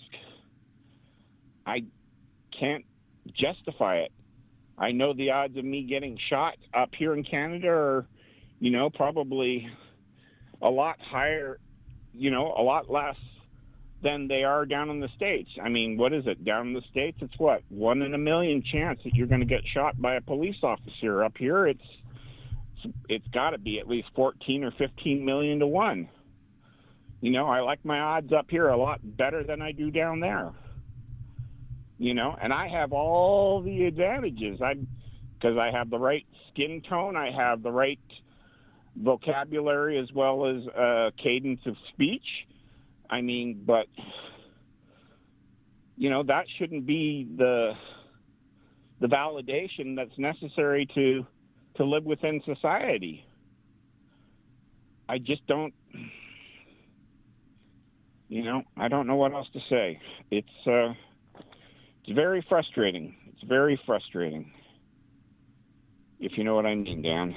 I absolutely know what you mean. And the ruling I was talking about was Hain versus North Carolina is the ruling that I was talking about. And actually the ruling was 8-1, which is actually disturbing. And the only dissent was Sotomayor. Kagan and Ginsburg joined with the ruling on the 8. I'm like, ugh, that was a very disturbing ruling. So let's see. Let's just. So if you look at the list, I'm looking at the list right now. Odds of being being killed by a law enforcement officer. In the United States, it's 33.1 out of every 10 million people who get killed by a police officer, while Canada is 18.6 out of every 10 million, so almost double in the United States than it is in Canada. So you're half as likely to be killed by a cop in Canada than you are to be killed by a cop in the United States. So there you go. You're right about that. You're less likely to be killed by a cop here or there than here. So you know what you're talking about. Well, yeah, like I said, and that's the thing. We feel it up here. We don't have the same political, violent talk up here either. We've got our crazies, but they generally tend to keep to themselves. But most of us accept what we have within the system because we know that the system currently works. And we're not willing to upend it all because a couple of crazies decided that, I see what I see down in the States, and man, I love chaos. And it's like, no, we're not going to have it up here. And too many little fingers from Game of Thrones who think that chaos is a ladder. Yeah, well, that's just it, and we just simply say, go sit in the corner and shut the fuck up, because when I want to hear from an asshole, I'll let you know. And that's the way we deal with it more often than not. But the thing is that I hear people say stupid things, and then when I explain to them what they just said and what the evidence is in the opposite direction, more often than not, and if I say it slowly and in such layman terms that even they can understand it, they suddenly start going, gee, I never thought of it that way. And it's like, yeah, that's where it is.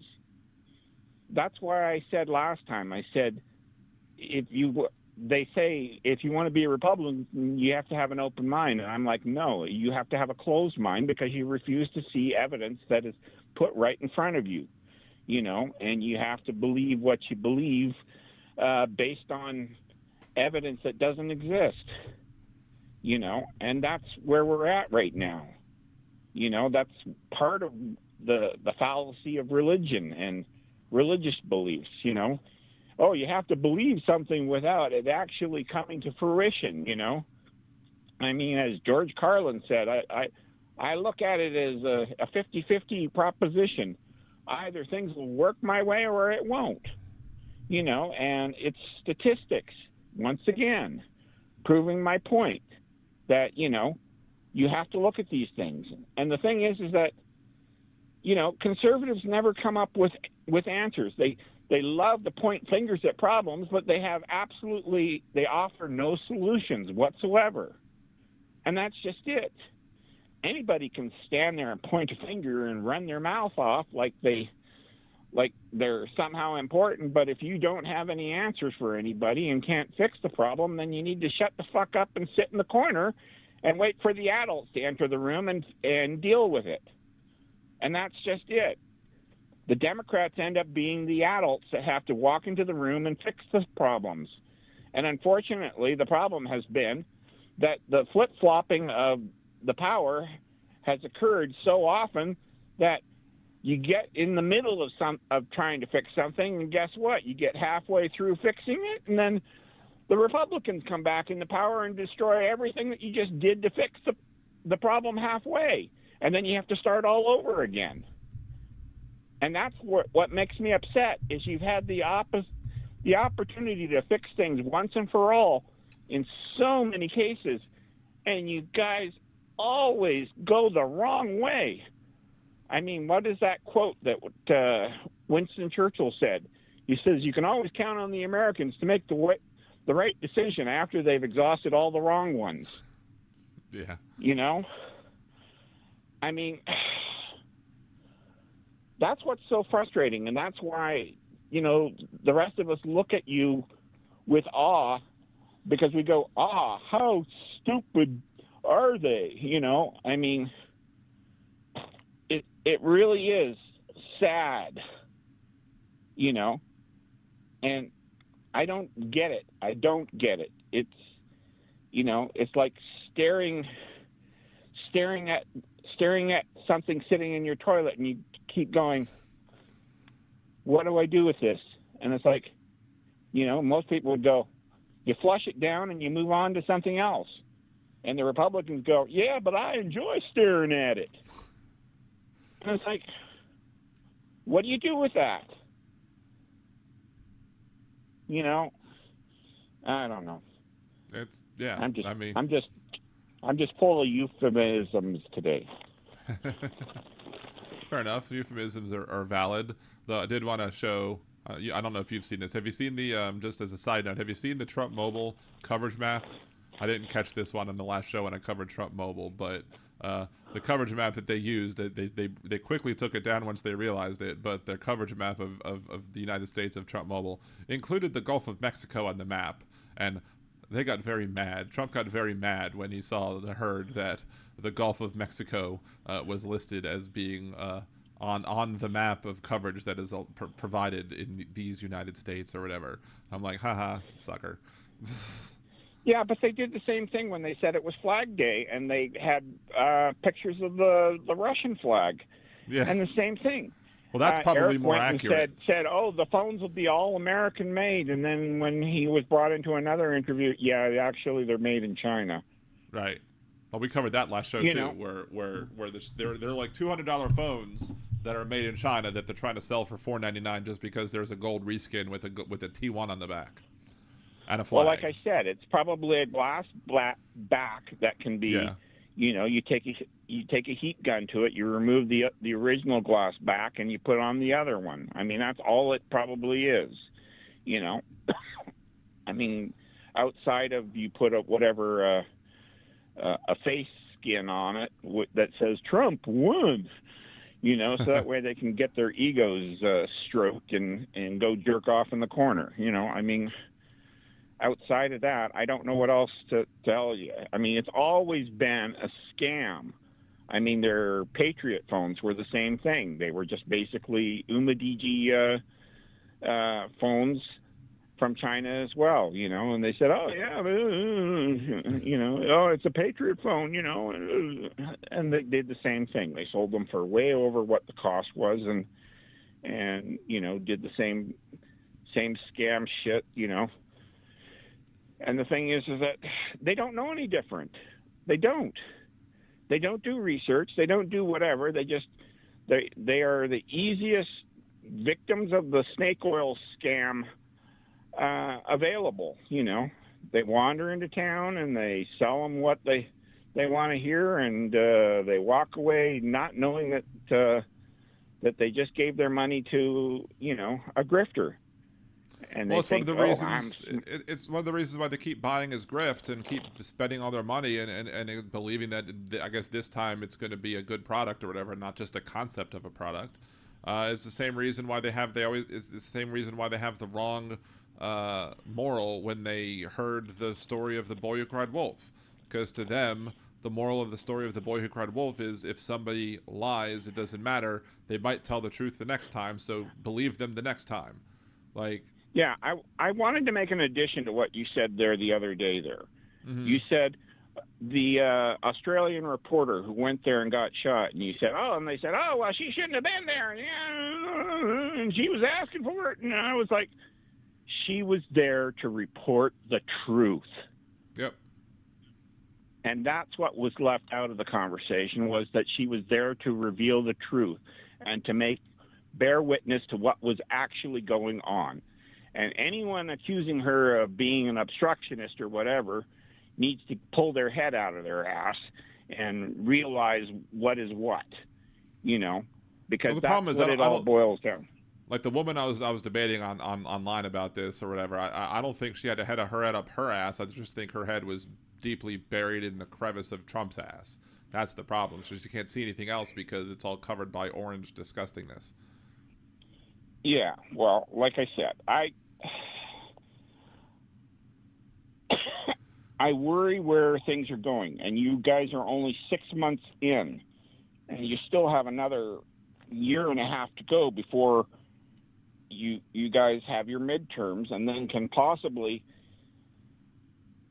fix it halfway, Right. you know, and then it's a question of, is Trump just going to ignore the Congress, or, you know, and then have a willing Supreme Court that will grant him full executive unitary power to keep doing what he's doing right now, which seems to be to drag the United States down the toilet and into a world war that they have to finish to be able to step out of.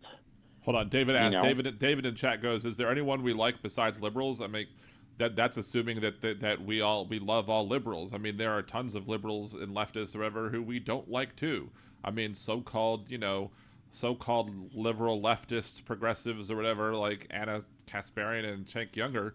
I mean, those two are shitheads. Like, we don't like them. Well, they play the both sidesism argument, Right. whereas, like, if we can't get everything that we want, then everybody gets nothing. Right. You know, and it's, you know, and that's the thing. That's a defeatist attitude where it's like, I'm better than everybody else, so what I say goes. You know, it's my way or the highway or whatever. And this thinking that you're somehow smarter than everybody else when it's, you know, it's clear that that's not the case. But, you know, I don't know where to take it anymore, because until you guys get your shit together and get a new government together, and then, you know, fix the guidelines by which it operates, which could take anywhere from another 10 to 20 years. God, if only it were so much sooner. But what else couldn't you do? I think Impeccable Living, if he was in the chat, he would tell you where he might want you to take it, but that might be a whole different other thing. Oh Yeah, my. I know. Anyway, but anyway, I'm sure he'd All right, appreciate it well, if he was there. Anyway, so have I used up all my time? I think I probably have. I don't think you have allotted time or whatever, but I mean, I don't feel like anybody else is going to be calling in tonight, so I do have a couple things I want to talk to. I have asked my children for something, and this is one of the frustrations that I've been dealing with in my house recently, because my knees are killing me. Like, I'm getting knee replacement surgery. I'm having one of it done July 24th, and then I don't know when the other one's going to be, but I'm having the first one July 24th. And once I decided to have the knee surgery done, my knees decided to say, well, you're giving up on us, we're giving up on you, and they've hurt more now than they have ever before. And my kids have been terrible around the house. At 9:28, so basically a half hour ago, I asked them, because they're both still up, because they don't have school in the morning, so they're both going to be up, and I know one of them read it at least. I asked them, Has summer session happen in your place right now? I know our kids are like on their last week of school here, so I'm not sure. Oh, one of our kids get off. It's because we have a full charter system, meaning that every single school operates on their own whims or whatever. It's ridiculous. Like, there's no standard school schedule for kids in schools. So, like, my oldest son got out of ended classes on my birthday on May 20th. My youngest didn't get out until like May 30th, but May 30th was like the last day of school. So. Okay. I know it differing on school years in different states as well as other things. I think California does it differently than Washington State or any of the other places. But it's been a half an hour since I've asked for something, because I wanted a prop for one of the videos I was about to watch, and they haven't brought it to me yet. So I'm either going to save watching that video for Monday and have the prop ready for Monday, or maybe sometime in the next few minutes my kids will come up with what I've requested of them. My luck, they'll probably come up and bring it up in the middle of me actually recording the next video I want to record. So... Oh, wait, Marsha, it's Marsha's birthday. Can I make a suggestion to you? Go if ahead. You're going to do your knee surgery, you need to, if it's available nowadays more so than ever. Get yourself a TENS unit so that way you can make sure that your muscles don't completely atrophy to the point where it's going to double your recovery time. And the other thing is it'll save you a lot of grief, as well as if you have to, because after it's done, you're obviously going to have to go to physical therapy or physiotherapy to get stuff done. So if I were you, if you can, invest in a TENS unit and learn where the placements are for it, because it'll save you a lot of grief and a lot of time, and probably double your recovery speed afterwards. That's my words of wisdom for you. I think my wife does have one. Stimulators. I think my wife does have one. If she doesn't have one, then I will definitely look into getting that. And so I have about a month or so to do so. So thank you for the advice. I definitely appreciate it. And it's weird because when my mom had hers replaced, she had both done at the same time.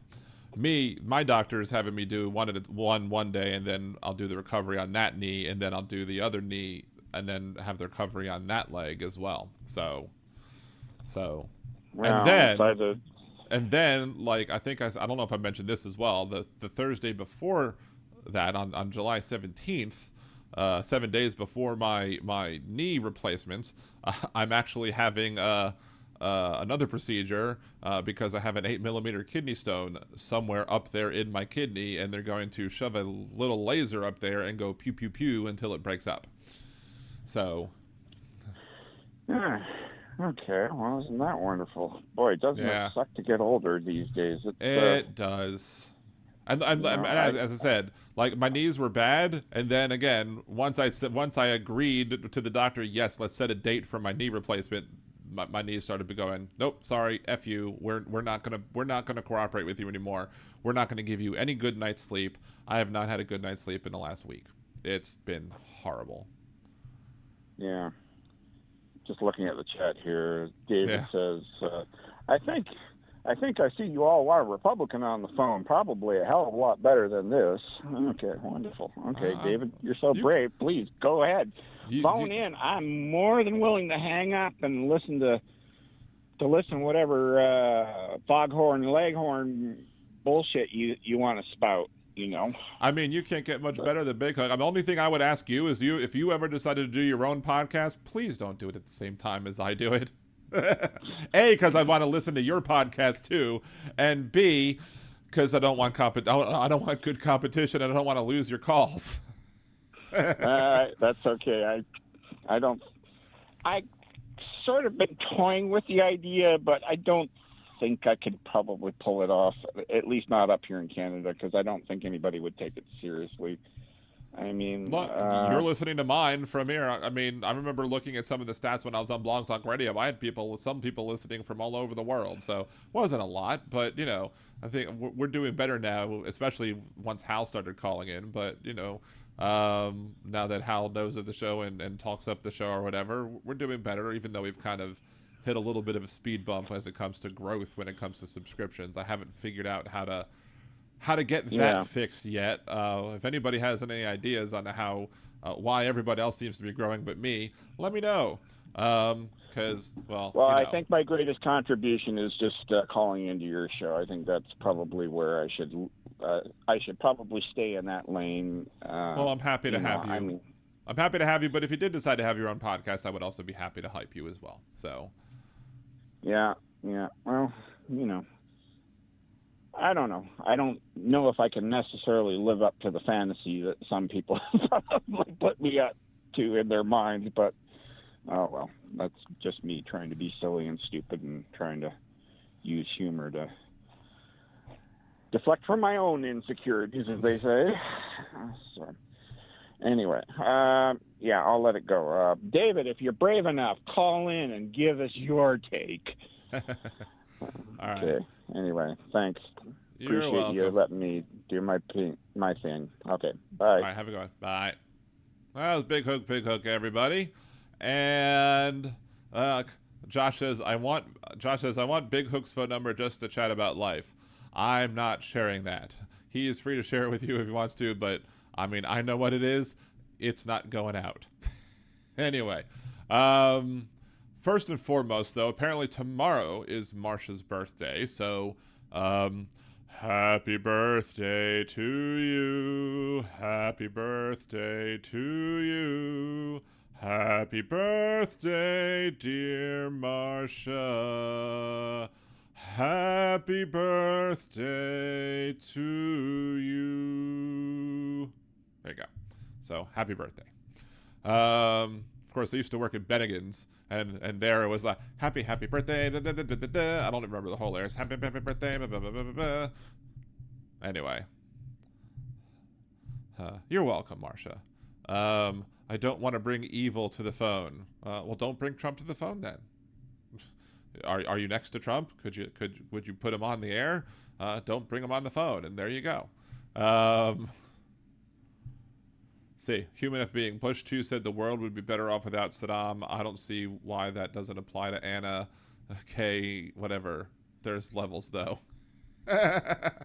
Well, I mean, ever since she started going all turf, and once the Young Turks started agreeing that affirmative action reached its end or whatever, and all the other horrible crap that they've been doing, yeah, no, they're useless. I don't necessarily think the world would be better off without Anna necessarily. Like, I don't want her yeeted off this moral coil, but YouTube and everything would be better off without the Young Turfs. That's for damn sure. So anyway, I was looking at something. I was trying to find information about something that came up. I think it was the video, the image, the same thread that had the image of the now removed from TrumpMobile.com coverage map that included the Gulf of Mexico. This is maybe why the conservatives, as Big Hook was talking about, likes to look in the toilet and, you know, stare at the shit and not flush it down, because there you go. David, turn on your own.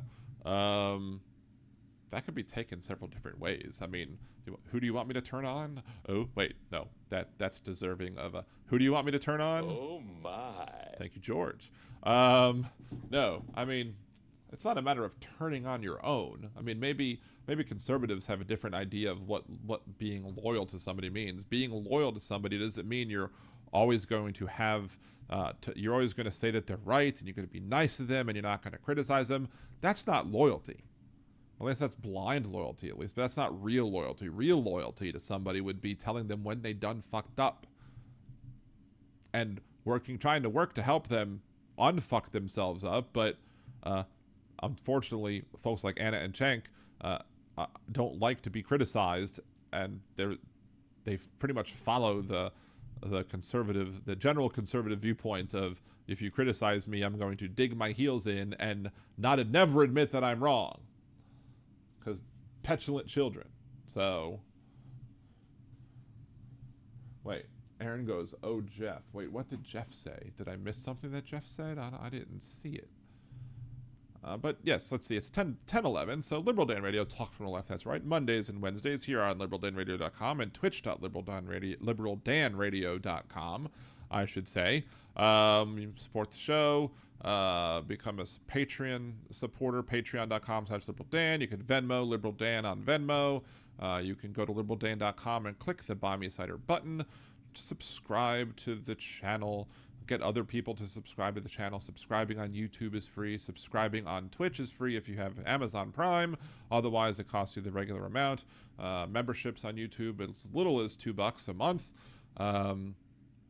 which makes it easier to gift memberships to other people as well. Lots of different ways to support the show. And of course, store.liberaldan.com will bring you to the Liberal Dan store, where I do have 2 shirts up for sale. So you can check that out if you wish. And if you want to buy the FDT, please go right ahead and do it. Let's see if I bring it up real quick. We go to the alternate again. This is the FDT. It's a t-shirt, so that's the T, and then FD right there with an orange D and the yellow Trump hair on top with the Liberal Dan Radio logo and liberaldanradio.com on the back. So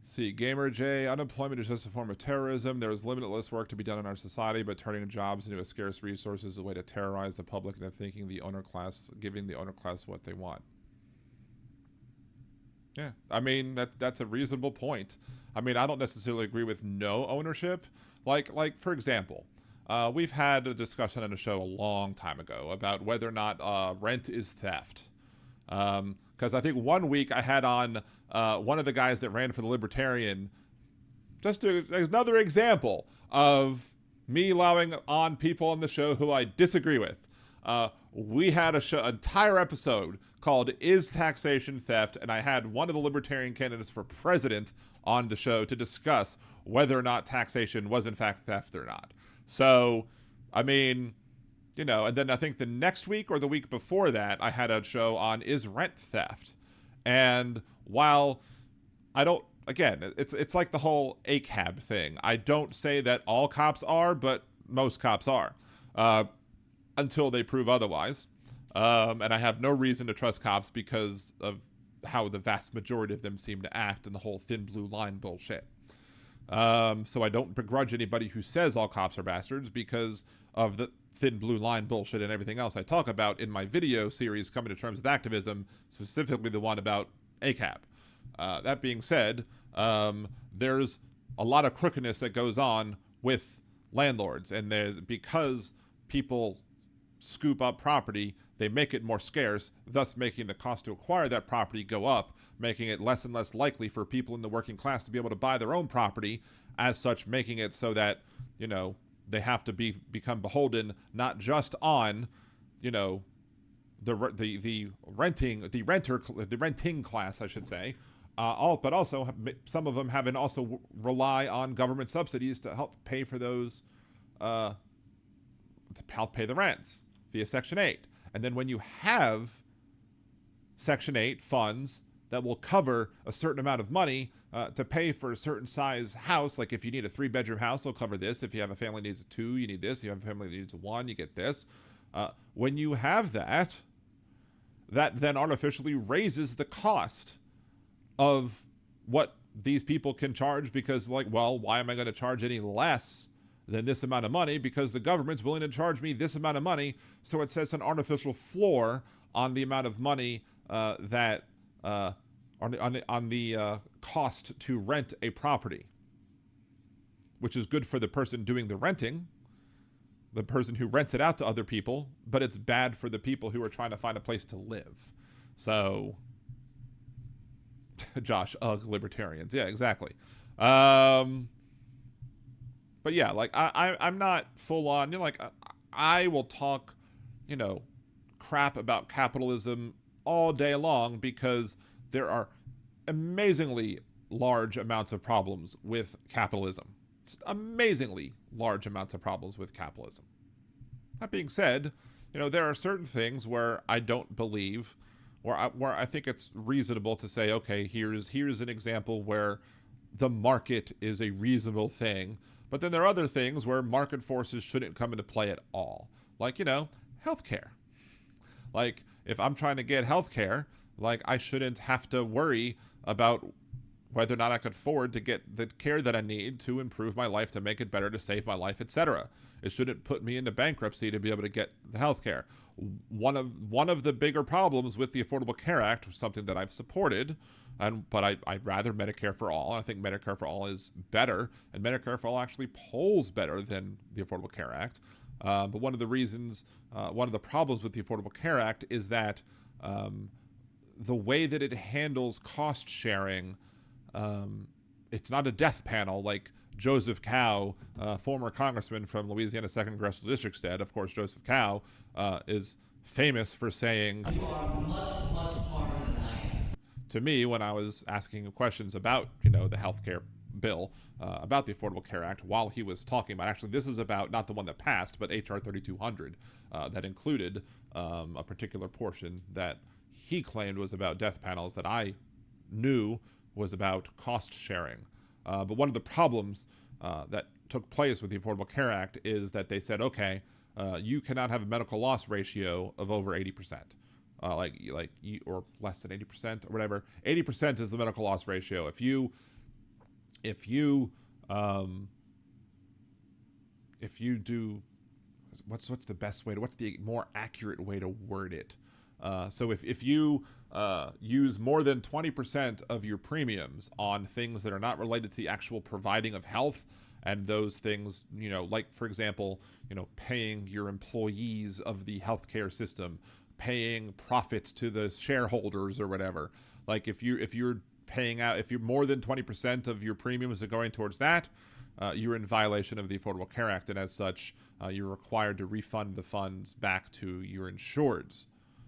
But what that does is then the insurance companies can say, oh, well, if we want to have more profits, like higher dollar amount profits, what we can do is we can raise our premiums and then raise our reimbursement rates to the doctors so that we can, reimburse more, but that also means we get paid more. So let's say, use a very basic example.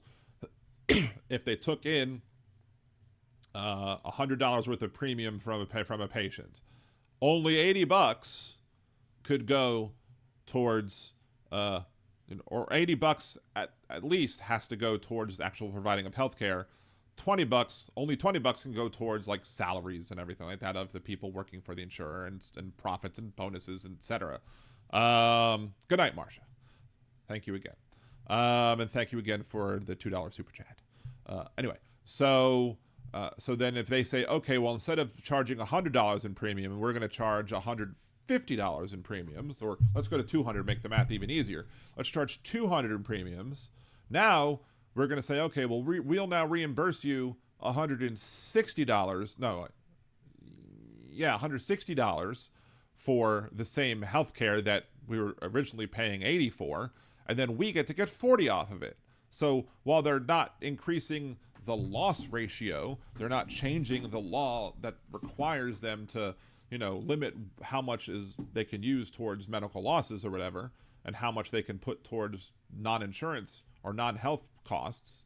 You're still getting more money and more profits, and you're doing that by raising your premiums, and you're doing that by whatever. And then you could make the argument that by throwing in the subsidies, you're artificially, again, creating a floor for those premium costs. So that's not to say that the Affordable Care Act does not have its problems. It's still better than what we had. It's better than what we had because what we had included things like rescission, where an insurer can be like, oh, you've been sick for too long, we're just canceling your policy. That's bait and switch. That should always have been illegal, but they did it.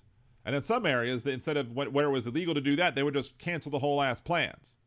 And then you couldn't go get insurance because you were sick. So now we've eliminated pre-existing condition clauses as well, so you can get insurance. But because of pre-existing condition clauses, you have to have a mandate. If you don't have a mandate to have insurance, with the elimination of pre-existing condition clauses, you end up having anti-selection, which basically means, you're going to wait till you're sick until you buy your insurance, at which point insurance stops being insurance. It's just a health discount plan. So, again, lots of problems with the existing state of health insurance as it is in this country, which is still better than what it was. But I would still rather Medicare for all, because that would be even better.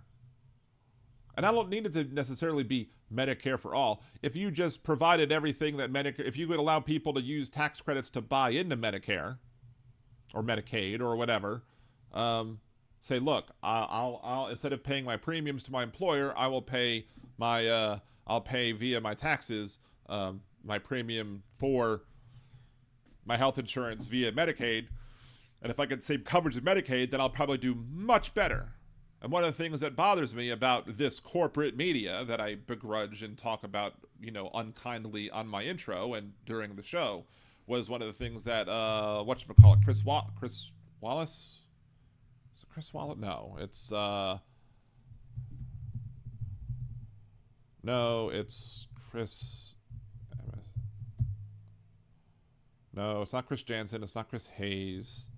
Chris Matthews? Chris Matthews.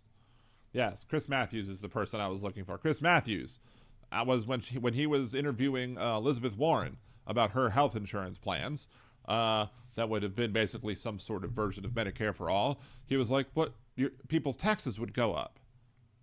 And she was like, well, yeah. And then he would cut her off. But so why would people want to pay more taxes? I was like, well, because if you look at the amount of taxes that you would pay, average family of four would pay maybe $500 more in taxes every month. But the average family of four would then stop paying for $1,000 a month for their health insurance premiums. They're doing $500 a month better every month.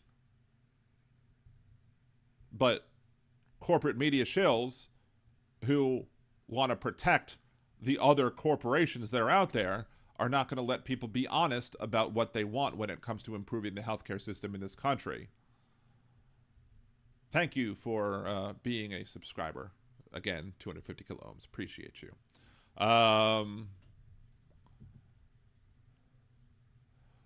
Let's see. Let's go back to there. Let's see. See, Gamer says there's the worry of AI and implementing some sort of UBI. I mean, I support UBI. I absolutely think we should have UBI because what happens in a post-scarcity society when everything is automated? If we get to a post-scarcity society when everything is automated, what are people going to do for a living? Well, people might say, well, they might fix the robots that are automating everything. Well, what if you make robots that are able to fix the robots? But even if you do need some humans to be able to program the robots that fix the robots or to do whatever, even if you need the software developers who are going to sit there and program that, and even if you need some people out there to man the machines to make sure nothing goes wrong and you can get people to fix it, you will need much fewer people working in order to get things done. And then what happens to the people who are now out of work? That's why you need some sort of UBI. One of the reasons why you would need some sort of UBI. There's just also another reason you need UBI, or we could use UBI today, even though we're not in a post-scarcity society, even though we're not in a society where everything is automated, is simply that it would give people more money to spend in their pocket. And if you didn't count the UBI as actual income, it wouldn't count against their unemployment. So then you could still be looking for a job, collecting your unemployment if you're out of work, while still getting your UBI, and then you'd be able to, make the argument to your next employer, oh, well, I don't necessarily need this job if you're going to pay me shit pay, so therefore I can wait for somebody to pay me better, which would give labor more ability to negotiate their salaries with their employers. And anything to me that gives labor more power to negotiate with their employers is a good thing, because in many industries, the weight of, or the power imbalance between employer and employee, especially in jobs that that are price inelastic, I should say, where is it right to say that they're price inelastic? Because you have so many. So if somebody is like, I want to charge you this amount for my labor instead of this lower amount that you want to pay me, they'll be like, fine, there's 5 other people that will take this job. Because there's replacements. And when things have a lot of replacements, it doesn't make it on what, am I getting that completely right? I might be messing up some of the wording on it, but you get the general principle. You have a lot of employees or potential employees who could potentially fill a job. And if one of them says, well, I want $10 an hour more, the employer would be like, nope, there's all these other people that'll take less, so I'm not going to pay you. But if all of those people are getting UBI and as such don't have to settle for poverty wages, then that will force the hand of the ownership class, the wealthy, to have to pay a higher wage. And then people will have more money, and that will cause a stimulative effect on the economy, and then that might create even more jobs. But hey, what do I know? I'm just a crazy leftist, right?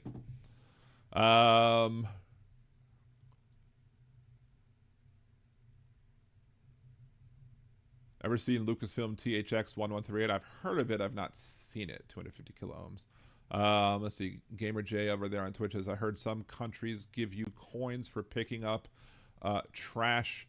Why don't all countries do that? We could clean up the world better. I mean, that would be a great thing to do. I mean, What we do now is we pay prisoners pennies on the dollar to pick up trash on the side of highways, which then incentivizes prison labor, which incentivizes private prisons, which incentivizes locking people up, which incentivizes more crimes, more arrests, more convictions, which is not a good thing.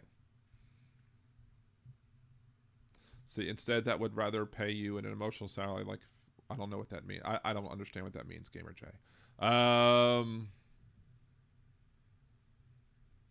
David says, thanks again for letting me stay on. Good to see how you think. Well, I mean, look, I guess of all of the three amigos or whatever that were on Monday, you know, I think you were of the three, even though you were saying falsehoods about who I let call in and not. I think you were probably the most well behaved of the three, but I think the mods just got tired of y'all just saying the same repetitive things over and over again, which is why you got a little snooze on it. But look, I mean, I think you relatively behaved yourself in the chat today, and you know, you stated differences of opinions, and well, that's fine. You can state that you have a difference of opinion in the chat. I mean, over in the Twitch chat, we have two people disagreeing with, you know, one person says they don't like any property rights, one person says they like things that they're mine. I mean, both of them like the show, right? I mean, I hope both like the show, and but both disagree, even though both probably agree on most things. So don't misspell pennies. How would one misspell pennies? I don't know. Did I misspell pennies wrong? I don't know. So Big Hook, that's why universal healthcare frees up your options as opposed to corporate health plans. Yep, exactly. I mean, look, and I have to deal with what we have. I mean, look, my financial life has gotten really tough in this past year and a half. I mean, in the past year and a half, not only have I picked up, I went from, because I got on Medicaid during the pandemic when I lost my consulting gig, and I didn't have any income coming in. So healthcare.gov was like, okay, good, go to Medicaid. And then I got a new job the next year, and I'm still working at that same employer. But because we're in the middle of the pandemic, and I've talked about this to some of the people, so some of you have heard the story already, but for those of you who haven't, here's a new story.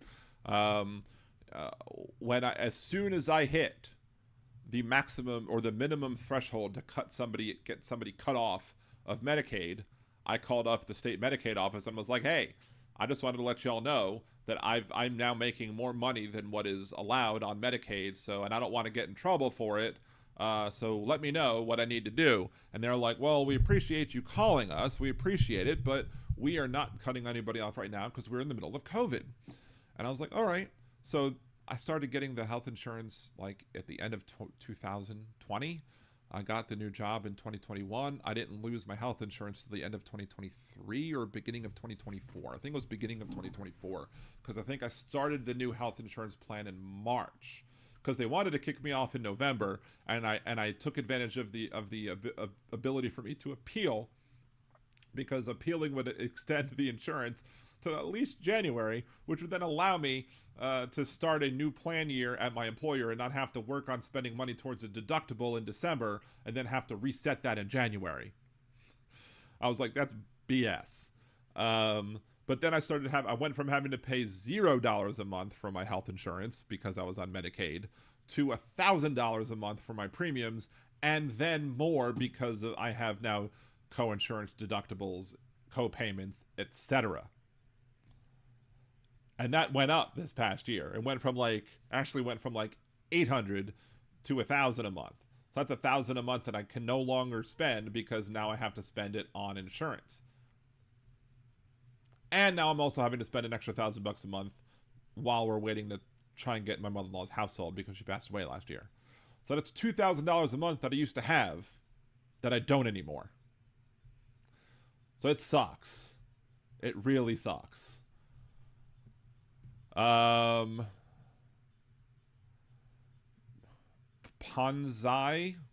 so like Popeye, but like Ponzi Popeye. I haven't had insurance in 20 years. I'm sure that'll F me over eventually, but for now I'm just riding the wave.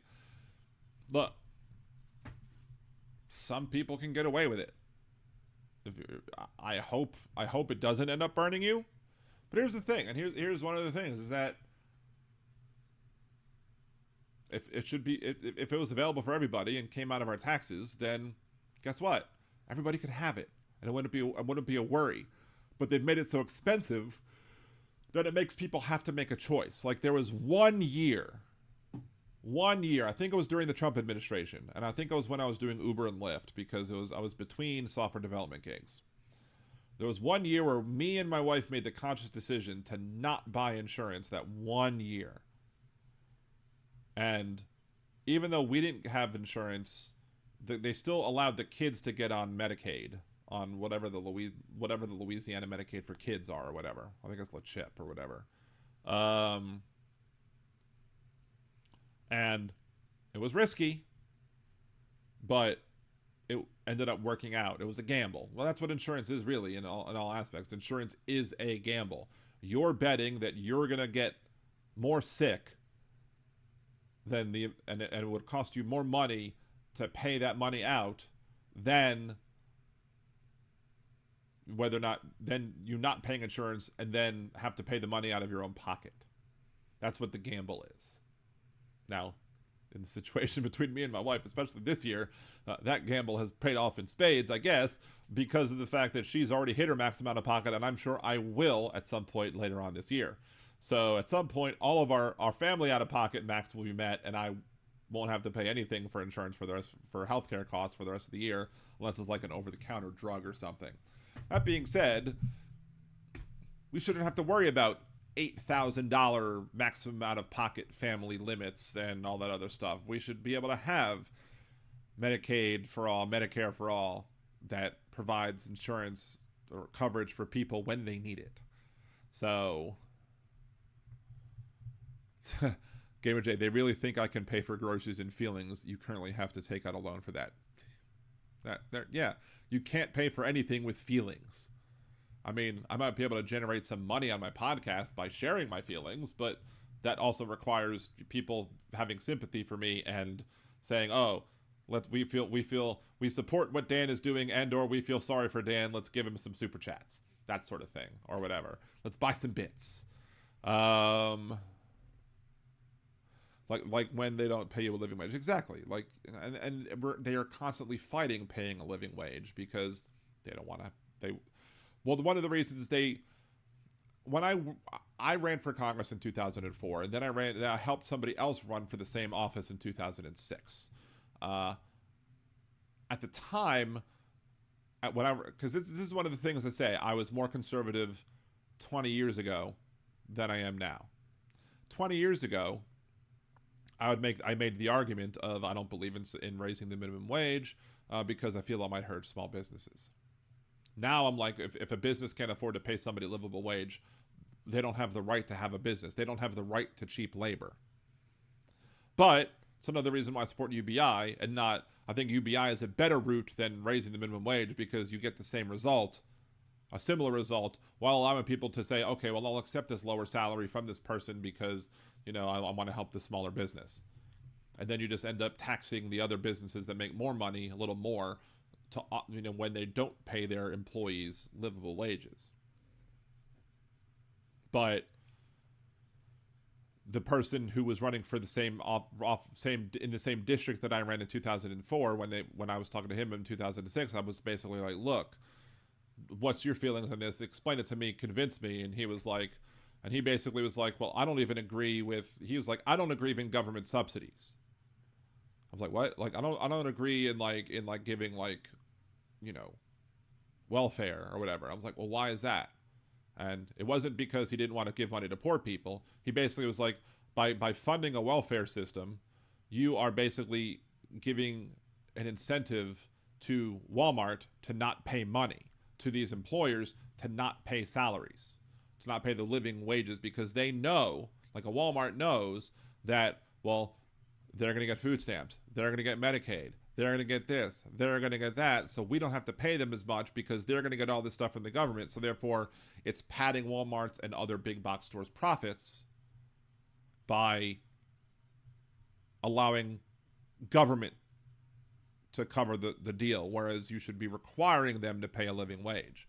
I was like, that's a reasonable argument to make. It's not a poor people shouldn't get this because they're lazy. It's which businesses shouldn't get the benefit off of the fact that poor people are getting subsidies and used as an excuse to not pay a livable wage. I was like, okay, I can get on board with that. That sounds like a reasonable argument to be made.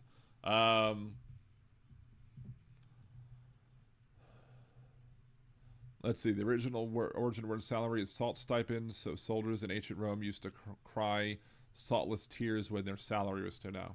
Interesting. Did not know that.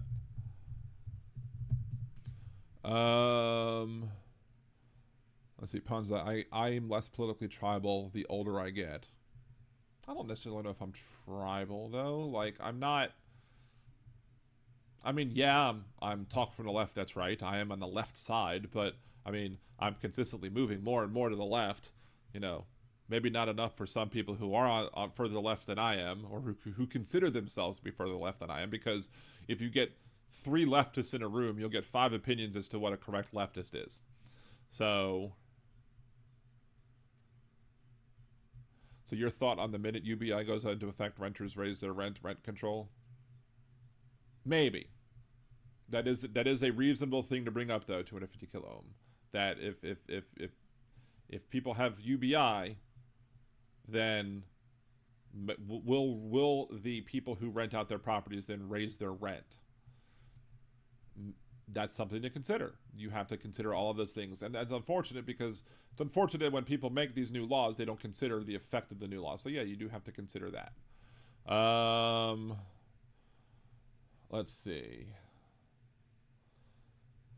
Jeff says, my insurance denied heart transplant after I had a letter saying they approved it. Oy. See, Easy E, UBI won't impact inflation as much either. Now, Hal disagrees with you. Hal and I had this discussion about that, and he was like, you'd have to worry about the inflation that takes place. I don't necessarily agree with that. But yeah, that's terrible. That when I showed the letter, it cost me $513. Interesting. See, that doesn't make sense because the landlord would also receive the same UBI. Well, it depends. I mean, on a gross standpoint, yes, everybody would get UBI, but the tax rate the tax tables would have to change because at some point you would make enough money to where the UBI that you get is offset by what you're taxed. So you're not actually seeing an increase. Like there'll be some income level that you would make where UBI is, where your UBI that you're getting is equal to the tax increase that was given. As such, you have a net zero, and then people who make more than that are then going to have to pay a little more money to help cover that. The wealthy people, the people that Donald Trump wants to give tax breaks to.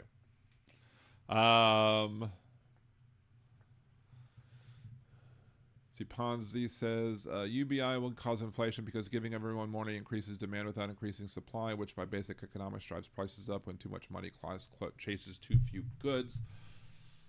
Maybe. Again, you have to consider all of the effects when you're implementing policy. I could say right here, right now, I support UBI, and then I could, be given a cogent argument as to why the type of UBI that I support would be wrong, and I'm open-minded enough to change my mind on it. But is the demand really increasing by increasing UBI, or is the UBI offsetting the government benefits that are being paid? Like, if you have UBI and the minimum wage, do you need as much food stamps? If you have UBI and the minimum wage, do you need as much rent subsidies at that point? If you have UBI and a minimum wage, at the minimum at least, do you need the other government subsidies that are taking place? So I don't know how much of an increase it would be giving to people. It might give an increase of some, depending on what you feel. Another improvement, though, that needs to be made on the entire system as a whole is simply the fact that we need to make sure that when somebody does get a government benefit, And I was thinking about this on a drive home from someplace today as well. If somebody does get a government benefit, like gaining $1 of government benefit or losing $1 of benefit or gaining $1 of income should not lose you more than $1 of government benefits. That's the way it needs to be worded. So, for example, if I make $10,000 a year, I don't know if this is the accurate number, but let's say $10,000 a year is the cutoff as an individual single person, not married, no kids. I don't know if that's true. Let's make it 20 just to be a little more realistic. Let's say $20,000 a year is the cutoff for government benefits. You make $20,000 a year, you no longer have government benefits. So let's say I'm making $19,000 a year and I'm collecting $12,000 in government benefits. I don't know. Putting figures out of my ass. And then I make $1,000 more in income and I lose all $12,000 of benefits. That actually disincentivizes making the extra grand. You might make an extra $999, but once you hit that grand, you lose everything. So there needs to be a better formula that's in place that not only allows people to make money without losing overall benefits. You shouldn't be able to make $1 more salary that makes your life $1 worse. Like, making more money should always make your life better. But it should not cause your situation to be not improved or to be harmed, I guess. Looking for a better word, I don't know. Brain fart. And then maybe you implement some sort of system where basically maybe the needs of one person are different from the needs of another person. Maybe the needs of one person say, okay, well, here's the total amount of government stipends that I qualify for based on my income. Here's what I want to use it for. Do I want to use it for rent? Do I want to use it for food? Do I want to use it for health insurance? Do I want to use it as UBI or whatever? Do I just want to use it as income? And maybe there are benefits to using and spending it on other things than just base cash, or maybe you just take it as base cash. I don't know. And the amount of overall benefits you get, decreases as you make more money, but the total amount of money that you get should never decrease. Like, let's say you make $1 more, you should lose no more than 50 cents of benefits until the point where you lose all your benefits because you're now making even more and more money. But they don't want to tackle that problem, unfortunately. Ponzi, I don't think many UBI supporters fully grasp basic economics. I mean, I think I grasp basic economics. I think people who grasp basic economics who don't understand things like, price elasticity of demand. I don't know if you caught my comments on the price elasticity of demand when it comes to labor. There are a lot of people who don't understand price elasticity of demand, and I try to at least explain it as well as I can as a non-economic economist layperson. But I'm not a full-on economist either. So someone who would be an economist would have to help draft the legislation in such a way to make sure that it's not harmful to people. And if it's not possible, then it's not possible. But maybe it could be a springboard off of another idea that is possible and is better. So, but I'm not saying that UBI would be flooding the system. I don't think it's necessarily printing more money. It's just kind of making sure that the people who need more money get more money. Like, UBI isn't paid for in my world it's not paid for by printing more money. It's paid for by increasing taxes on people and potentially cutting some benefits. Like, because now that you have income coming in, you might not need as much of the benefits as you previously got. But again, not done in a way that makes you in a worse off situation. So, yeah, Trucker John, Alaska doesn't have UBI. They pay out a yearly dividend about $1,700 per person, I believe. And I remember when Sarah Palin was running for vice president, that whole thing where Alaska pays their citizens money off of oil profits. And I'm like, how is that not a leftist thing? How have they not realized that this is something from the left? You're taxing a business that's doing business in your state, and you're taking the money from the corporations and giving it to the people. And yet they cry about socialism. Like in this very next breath, Sarah Palin would cry about socialism after bragging about what all the wonderful things they do with these stipends in Alaska. It's mind-numbingly stupid how they don't get the connection there. Yeah, Big Hook. Once again, Dan, it's a case of doing the same mistake over and over again, expecting a different result. An American phenomenon. I don't think it's an American phenomenon. I do think it's strong. It's an American pastime. That's for darn sure. I think other people in other places also enjoy that American pastime. See, the dollar is always shrinking, especially in the last year, and we'll never get it back. Fair enough. Exactly. They have major cognitive dissonance. That's the word I was looking for. Thank you, Easy E. I was blanking on the cognitive dissonance word, but I didn't want to start snapping and be like, what's the word? What's the word? What's the word? Part of me wishes my mind could get that numb. They have edibles for that, human F being. This is not me saying that I encourage anybody taking any sort of thing that's illegal or whatever in your state or whatever it is, but I'm just stating a fact about what it may do to your body and whether or not you might like it or not. I don't know. It can't. I tried. Oy. That sucks. I do know of people who have tried those substances and who don't get the benefit of it. I'm like, I'm so sorry. Wow. All right. So we are going to no one else is calling in. So we're going to shut down the phone lines for a second, for a little bit at least. And we are going to, I've also, how long has it been since I've asked my kids for what I've asked my kids for? It was 9:28. Almost an hour and a half now since I've asked my kids. And apparently they don't give a crap. I'm getting to the point where I'm about to do, negative reinforcement and not positive reinforcement. And I'm not the type of person that's I'm not that type of parent, no. But I'm more than willing to, we've provided them with cell phones. And the reason we gave them cell phones is after Uvalde, we didn't want them to have a situation where they're in school and something violent happens at their school and they can't contact us or the police or whatever. So we basically said, look, we're getting y'all phones for that purpose. Now, do they use it for other purposes? Sure. But if they're not going to help out like I need them to help me out, I don't feel like I should be helping them out how they want me to help them out as well. Maybe that's the way they'll learn their lesson. We'll see.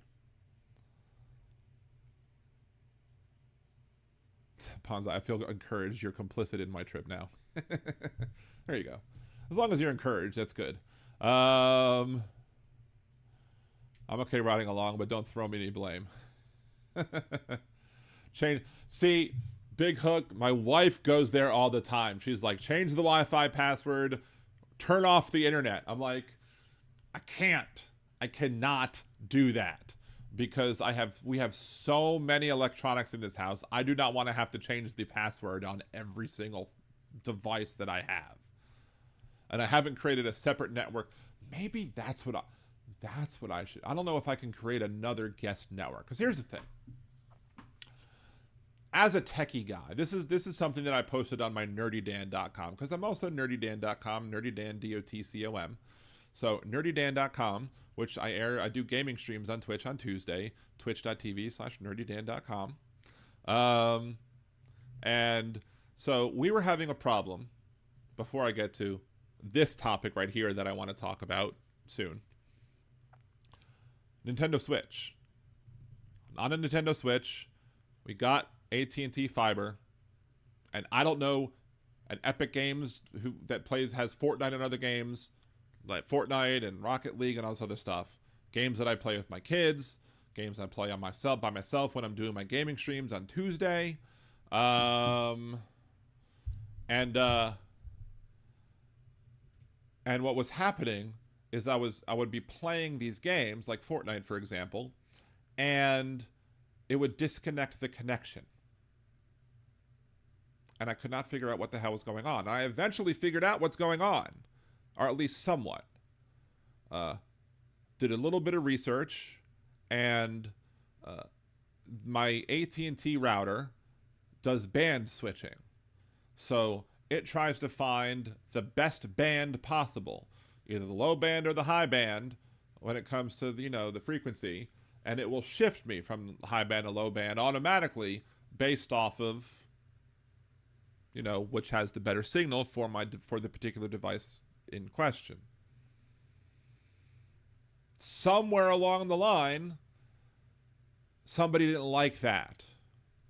Either the Nintendo Switch didn't like that because it was only happening it was only the Nintendo Switch that was doing it, or the Nintendo Switch was causing the internet to think that the connection was bad, or Epic Games was like, oh, you switched your bands, so something about your connection changed, so therefore we're dropping you from the game. So the solution that I was able to come up with was create a guest network. It's on the lower band, which sucks, but create a guest network which is only on one band. And then you create that guest network, you play your games when you're on that guest network, you're never switching bands, and you never have the problem again. And it worked. Worked for me, worked for my sons. So I posted a YouTube video on it on my nerdydan.com channel. And there are like dozens of people who have said, oh my God, thank you, you've solved our problems. Now, I don't know for the life of me why they haven't been able to figure out why this is a problem and why they can't figure out the fix to it. Other than my fix, which is not a real fix, because I'd rather play on my high band. I'd rather have a better internet connection when I'm playing my games. I mean, it's fine, I'm fiber, so it's not that bad regardless, but I have decent bandwidth, unless you're in my living room area. But, anyway, so point of the story is I've already used my guest network for that. So it's very well possible that I could like do a one-time change the network. If for some reason whoever is the problem, be it Epic Games, be it the Switch, be it Nintendo, be it AT&T, fixed their problem and got it working right so I could use the upper band for gaming or whatever, or use the upper band or use the main accounts or whatever, then create a guest account, have the guest account be only the kids, then I could be like, okay, I'm shutting down the internet for the kids only, and then make sure they don't know the password for the main one so they can't use it. That would be how I take away their internet. But until then, I just had the conversation with my wife today about, literally today, earlier this afternoon, about that, because I was like, doing that, threatening the kids that we're going to take away their internet is not only not plausible simply because of the fact that it's too much work on my end because I'm the one who has to do it. So I'm the one who will have to turn it back on, turn it back off. We have to do with that. I'm the one who has to deal with all the crap. I mean, I could find the MAC addresses and ban the individual devices, but also that's more work on my end. But if that were, so basically I was like, and also if we're threatening them we're taking away their internet away, and then we don't do it, then it's an idle threat, then it doesn't mean anything, and it doesn't have any weight. So, anyway. See, game I play has stupid glitches, got to force refresh way too often. Which game, Josh? Life is better when you and your kids have the same addiction to video games, I guess. I mean, it is. I mean, granted, though, I've not played this. I mean, with Thomas, I have played. My oldest son, I have played, some of the games with him. My youngest one is usually off in his room by himself playing with his friends and can't be bothered. So, does it overclock your PC? I don't believe so. I don't think AT&T is overclocking my PC. And I play Fortnite on the Switch, not on the PC. So, what else? All right. I still have my theme song in my head too. Let's talk about. I really wish they brought me what I asked them for.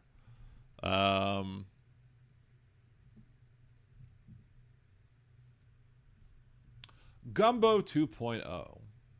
What is Gumbo 2.0? I've talked about Gumbo 2.0 a while ago.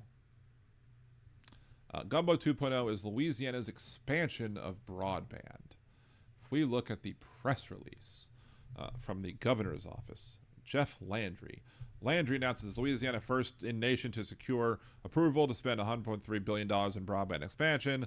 Governor Jeff Landry announced that Louisiana is the first state in nation to secure approval for its plan to deploy $1.355 billion in broadband equity access and deployment BEAD funding through the state's Gumbo 2.0 program. Now, Louisiana is pioneering our broadband revolution across America as we set a national standard for rural broadband investment.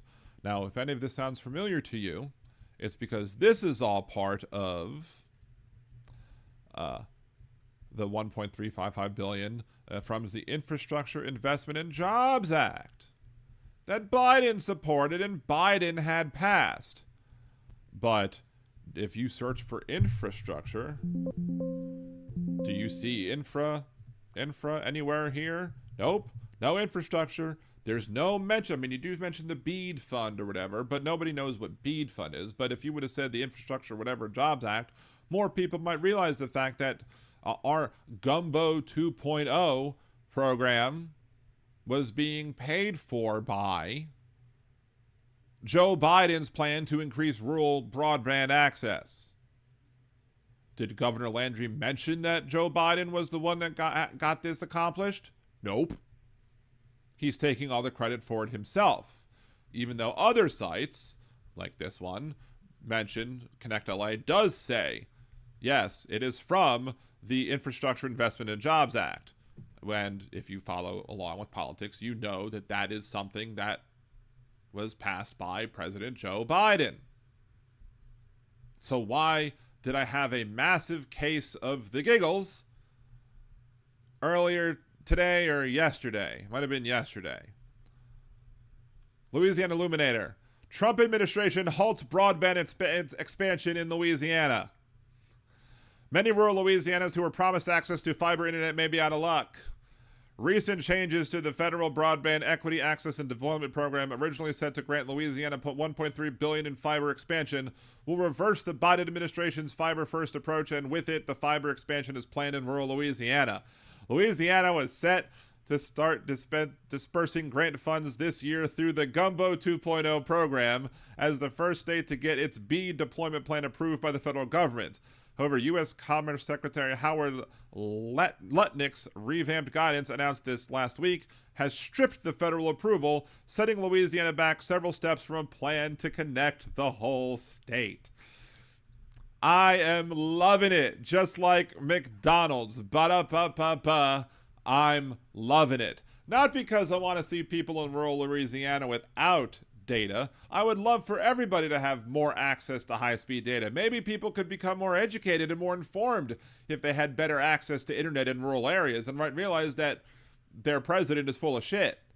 Then again, maybe that's why Donald Trump and his administration is preventing these funds from being dispersed. Maybe that's why they're preventing this program from being, implemented, because they don't want people in rural areas becoming more educated, because as Donald Trump said after the 2016 Nevada primaries, he loves the poorly educated. So why would he want to do anything that helps them become more educated? Not that I think many of them would take the opportunity to become more educated, but still. According to Route 50, this is another website, federal guidance issued last week has thrown much of the program into doubt, and states and other organizations try to find ways forward under a compressed timeline. Just days after the federal government announced changes to the broadband equity access deployment program, stakeholders have expressed outrage and optimism as states search for answers on a path forward. Howard Lutnick announced a new slew of changes to the $42.5 billion BEAD program after a 3-month review, including states must now be technologically neutral rather than prefer fiber. Rules around workforce development, climate, and environmental impacts have also been rescinded, as has the approval for Delaware, Louisiana, and Nevada's full plans. The trio of states were the only ones to receive final approvals and did so in the waning days of Joe Biden's administration. Already, politicians in some of the impacted states have threatened vengeance. U.S. Senator Jackie Rosen, a Democrat from Nevada, said she would block the nominations of any Commerce Department. I am beyond outraged. The Trump administration has moved the goalposts yet again and rescinded Nevada's approval. The Delaware Broadband Office is closely reviewing the recently issued BEAD restructuring policy. A spokesperson said Delaware is committed to leveraging every available tool to connect unserved and underserved communities and will carefully analyze this. I cannot wait to see what Governor Landry, Republican in Louisiana, has to say about this. I cannot wait to see if he would have just simply given Biden credit at the start, he could have maybe found some way to finagle some excuse as to why it was Biden's fault. It's not Biden's fault. It would never be Biden's fault. It's Trump's fault. But because he refused to give Biden any sort of credit for the work that he did to get this act passed, it all now falls on him, or he now has to blame Donald Trump for it.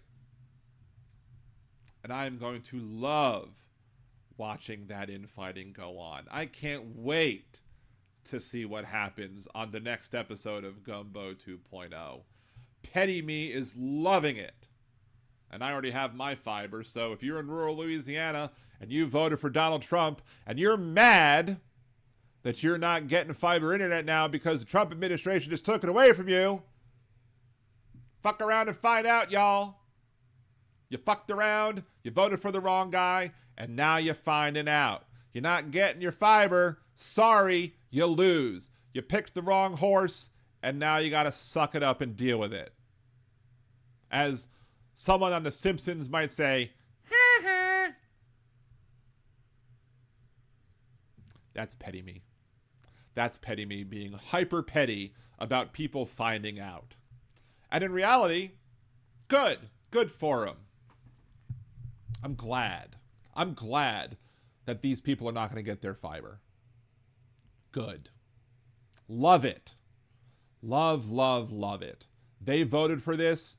And this is an example. Let me record this part too.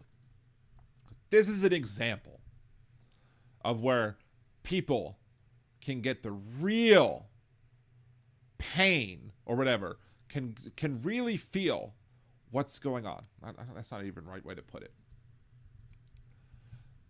This is an example of, without actually causing harm to the people who voted against Trump, mostly, while having the people who voted for Trump getting punished.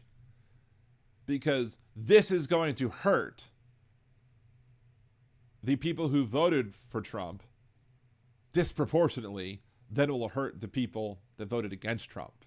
Because the people that voted against Trump tend to live in more urban areas, which tend to have more access to better, high quality, higher broadband internet. Have access to things like fiber, like I do in my house. So, y'all gonna cry about not getting fiber now because Donnie Boy took it away from you? Huh? Y'all gonna shed some tears over the fact that you were looking forward to getting some of that, high quality internet in you so you could watch some, hypocritical porn or something? I bet you many of the people who are conservatives but are closeted in some way or another will probably be like, ooh, I get to watch me some of that high quality, high definition porn. Nope. Sorry, y'all. You're going to have to keep using your crappy internet to go look up Pornhub or some other porn site or whatever. Tough tiddlywinks, y'all. Couldn't be happier for y'all.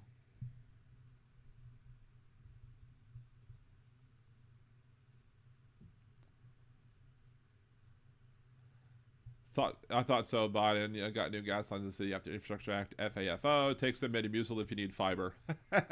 Good.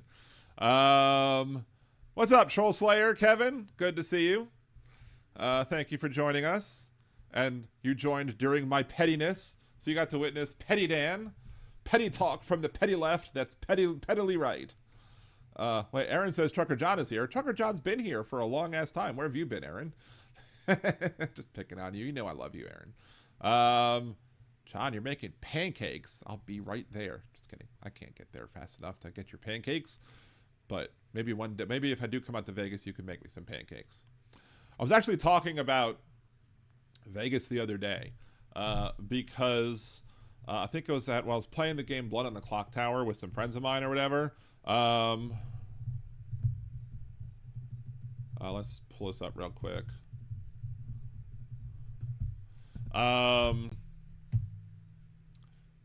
Because I was talking about, I think somebody was talking about fries or something and what fries are like cooked in or whatever. And somebody said fries being cooked in lard, about tasting good and not being healthy, which reminded me of the restaurant. I've never been to this restaurant called the Heart Attack Grill. The Heart Attack Grill has a promotion that basically says if you weigh over 350 pounds, you get to eat for free. So by the time I technically do weigh over that at this point still, I'm still chunky, but I'm still losing weight. And by the time I'm able to get to Vegas, I guarantee you that I will not be at the qualifying weight to be able to eat for free at the Heart Attack Grill. But the Heart Attack Grill includes fries that are cooked in lard. So I'm sure they're fucking delicious, but yeah. So if I ever do come out to Vegas again, I was in Vegas a while back, like early 2010s maybe-ish. Maybe a little earlier than that. But yeah. So apparently, and also apparently if you finish a triple or quadruple bypass burger, you get to be wheeled out in a wheelchair by a, quote, personal nurse. So it seems like a fun restaurant that celebrates obesity. I guarantee you I probably wouldn't be able to finish a triple or quadruple bypass burger because the meds that I'm on that are helping me lose weight fill me up rather quickly and I can't eat anymore. But anyway. Let's see. Sorry, my sleep schedule's messed up, so my YouTube hours are skewed. Look, my sleep schedule's messed up simply because I can't get a full night's sleep because my knees hurt. And you would think that since I've lost, 120 pounds at this point, that at least some of the pressure on my knees would have been alleviated, and I would have less knee pain. But nope, my knees are like, F you, you're giving up on us, we're giving up on you. So, Heart Attack Grill, if the one I'm thinking was opened by a former heart surgeon, it may be. Downtown Las Vegas, formerly located in Chandler, Arizona, serves deliberately unhealthy junk food that is high in fat, sugar, and cholesterol, and the staff wears hospital-themed uniforms. Establishment is a hospital-themed restaurant. While all waitresses wear nurse outfits, each patient dons a hospital gown and wristband before ordering. Those that do not finish the food receive a paddle spanking by one of the nurses with the option to buy the paddle afterwards. The menu is generally themed around items that are exceptionally high in calories and fat, including burgers from single to octuple bypass burgers, ranging from 8 to 64 ounces. Let's see. History. Heart Attack Grill was founded in 2005 in Tempe by John Basso with the declared intent of serving nutritional pornography. Food for you so bad it's shocking. The idea came when writing a marketing thesis about fitness training studios as he became inspired by stories about his clients cheating on their diets. So I guess as a fitness person, I don't know if it's necessarily a doctor, but I don't know. Apparently somebody called the Hungry Fat Chick ate there too. So it's on Fremont Street. And that's because I loved Fremont Street. I enjoyed Fremont Street when I was the last time I was there. The only time I've been in Vegas, but I guess I never noticed or realized that where the Heart Attack Grill was, and as such, I went to other places like casinos and other places. Not brothels though. Aaron, I don't think I'll be going there the next time I'm in Vegas. I probably won't be going there either. If I do, maybe I'll just buy a fry and have a couple just to taste them and then give them to somebody else on the street or something. Hey, want some Heart Attack fries or whatever? I had a couple, they're good, but I'm not gonna be able to eat them all. I don't know. I think I'd go in, maybe I'd have a single. Maybe I'd go in and get a single bypass and be like, I used to be able to eat for free here, but I can't anymore because I've got too skinny. I mean, me skinny. I can't even fathom that idea yet. It's not even something I can contextualize yet. But you know, as good old Donnie Boy says, It is what it is. thank you, Donald. Anyway, Kevin, hi, sits by Aaron. Anyway, maybe we should one day have a Liberal Dan Radio meetup in Vegas. I'd have to, like, you know, have a more popular show with more people, with more money coming in, and I'd have to have my mother-in-law's house sold, or whatever, and then I'd have to, you know, be out of the financial rut that I'm currently in with everything. But anyway, that'd be fun. But anyway, I think I gotta tap out for the show. I think there are other things that I'd like to talk about, but maybe I'll just save all the rest of the stuff for Monday. Because it won't necessarily be old news by Monday. It might be a little bit dated, and maybe there'll be new news that pops up that might make me want to talk about it more. But anyway,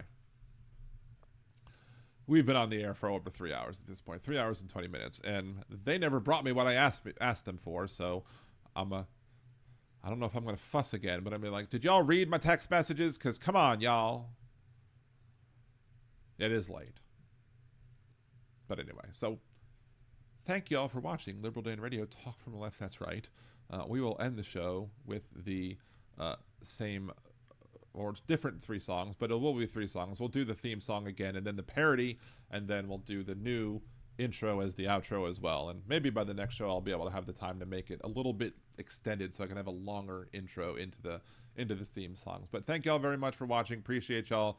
Remember, if you haven't liked or subscribed, if you're on Twitch and you haven't subscribed to the YouTube, it's free to always subscribe to YouTube, because subscriptions on YouTube are the same as following on Twitch. Subscriptions on Twitch are the same as memberships on YouTube. But most of the stuff that I try and get clips up on YouTube, share those videos, get the algorithm up, comment on videos, interact with other people that comment on the videos, get the algorithms up, because Algor needs more rhythm. Thank y'all so much. Appreciate y'all. Peace. A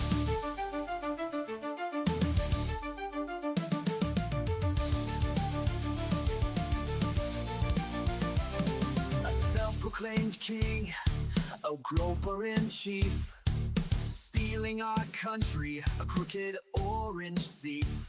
Faux patriots who are poorly educated, wearing red hats and also unvaccinated. Liberal Dan will see us through.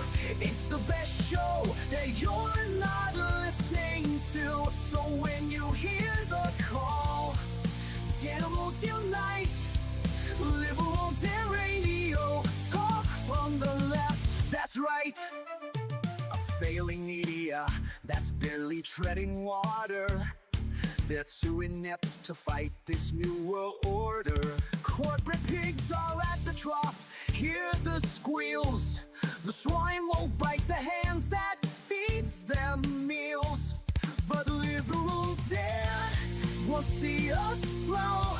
It's the best show that you're not listening to. So when you hear the call, animals unite.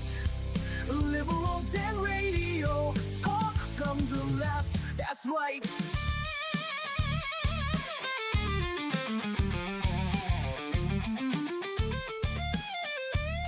A leftist voice on air, exposing MAGA treason, breaking through their lies with facts, logic, and reason. Unmasking hypocrisy, the truth will be our guide. Call out their lies, justice is on our side. 'Cause Liberal Dan will see us through. It's the best show that you're not listening to. So when you hear the call, animals unite. Liberal Dan Radio, talk from the left, that's right. Liberal Dan Radio, talk from the left, that's right.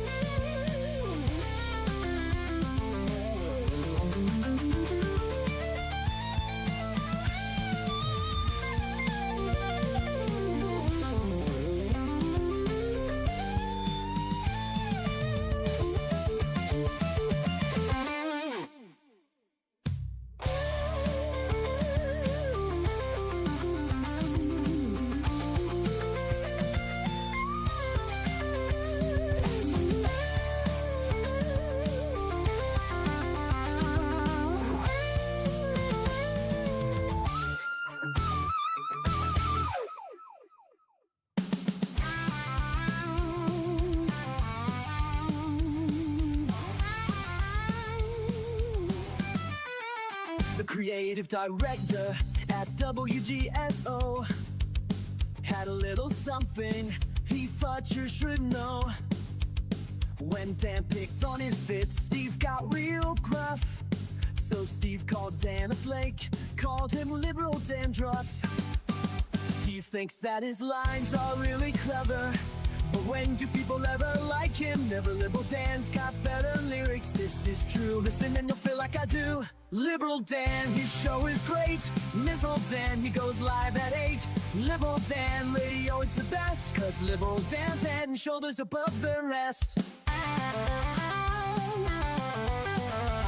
Steve's about to find out his mistake. In this feud, Dan's Kendrick, Steve is Drake. Dan might not be the world's best singer, but he's got more talent in his little finger. Steve thinks that his lines are really clever, but when do people ever like him? Never. Liberal Dan's got better lyrics, this is true. Listen and you'll feel like I do. Liberal Dan, his show is great. Liberal Dan, he goes live at 8. Liberal Dan radio, it's the best, 'cause Liberal Dan's head and shoulders above the rest.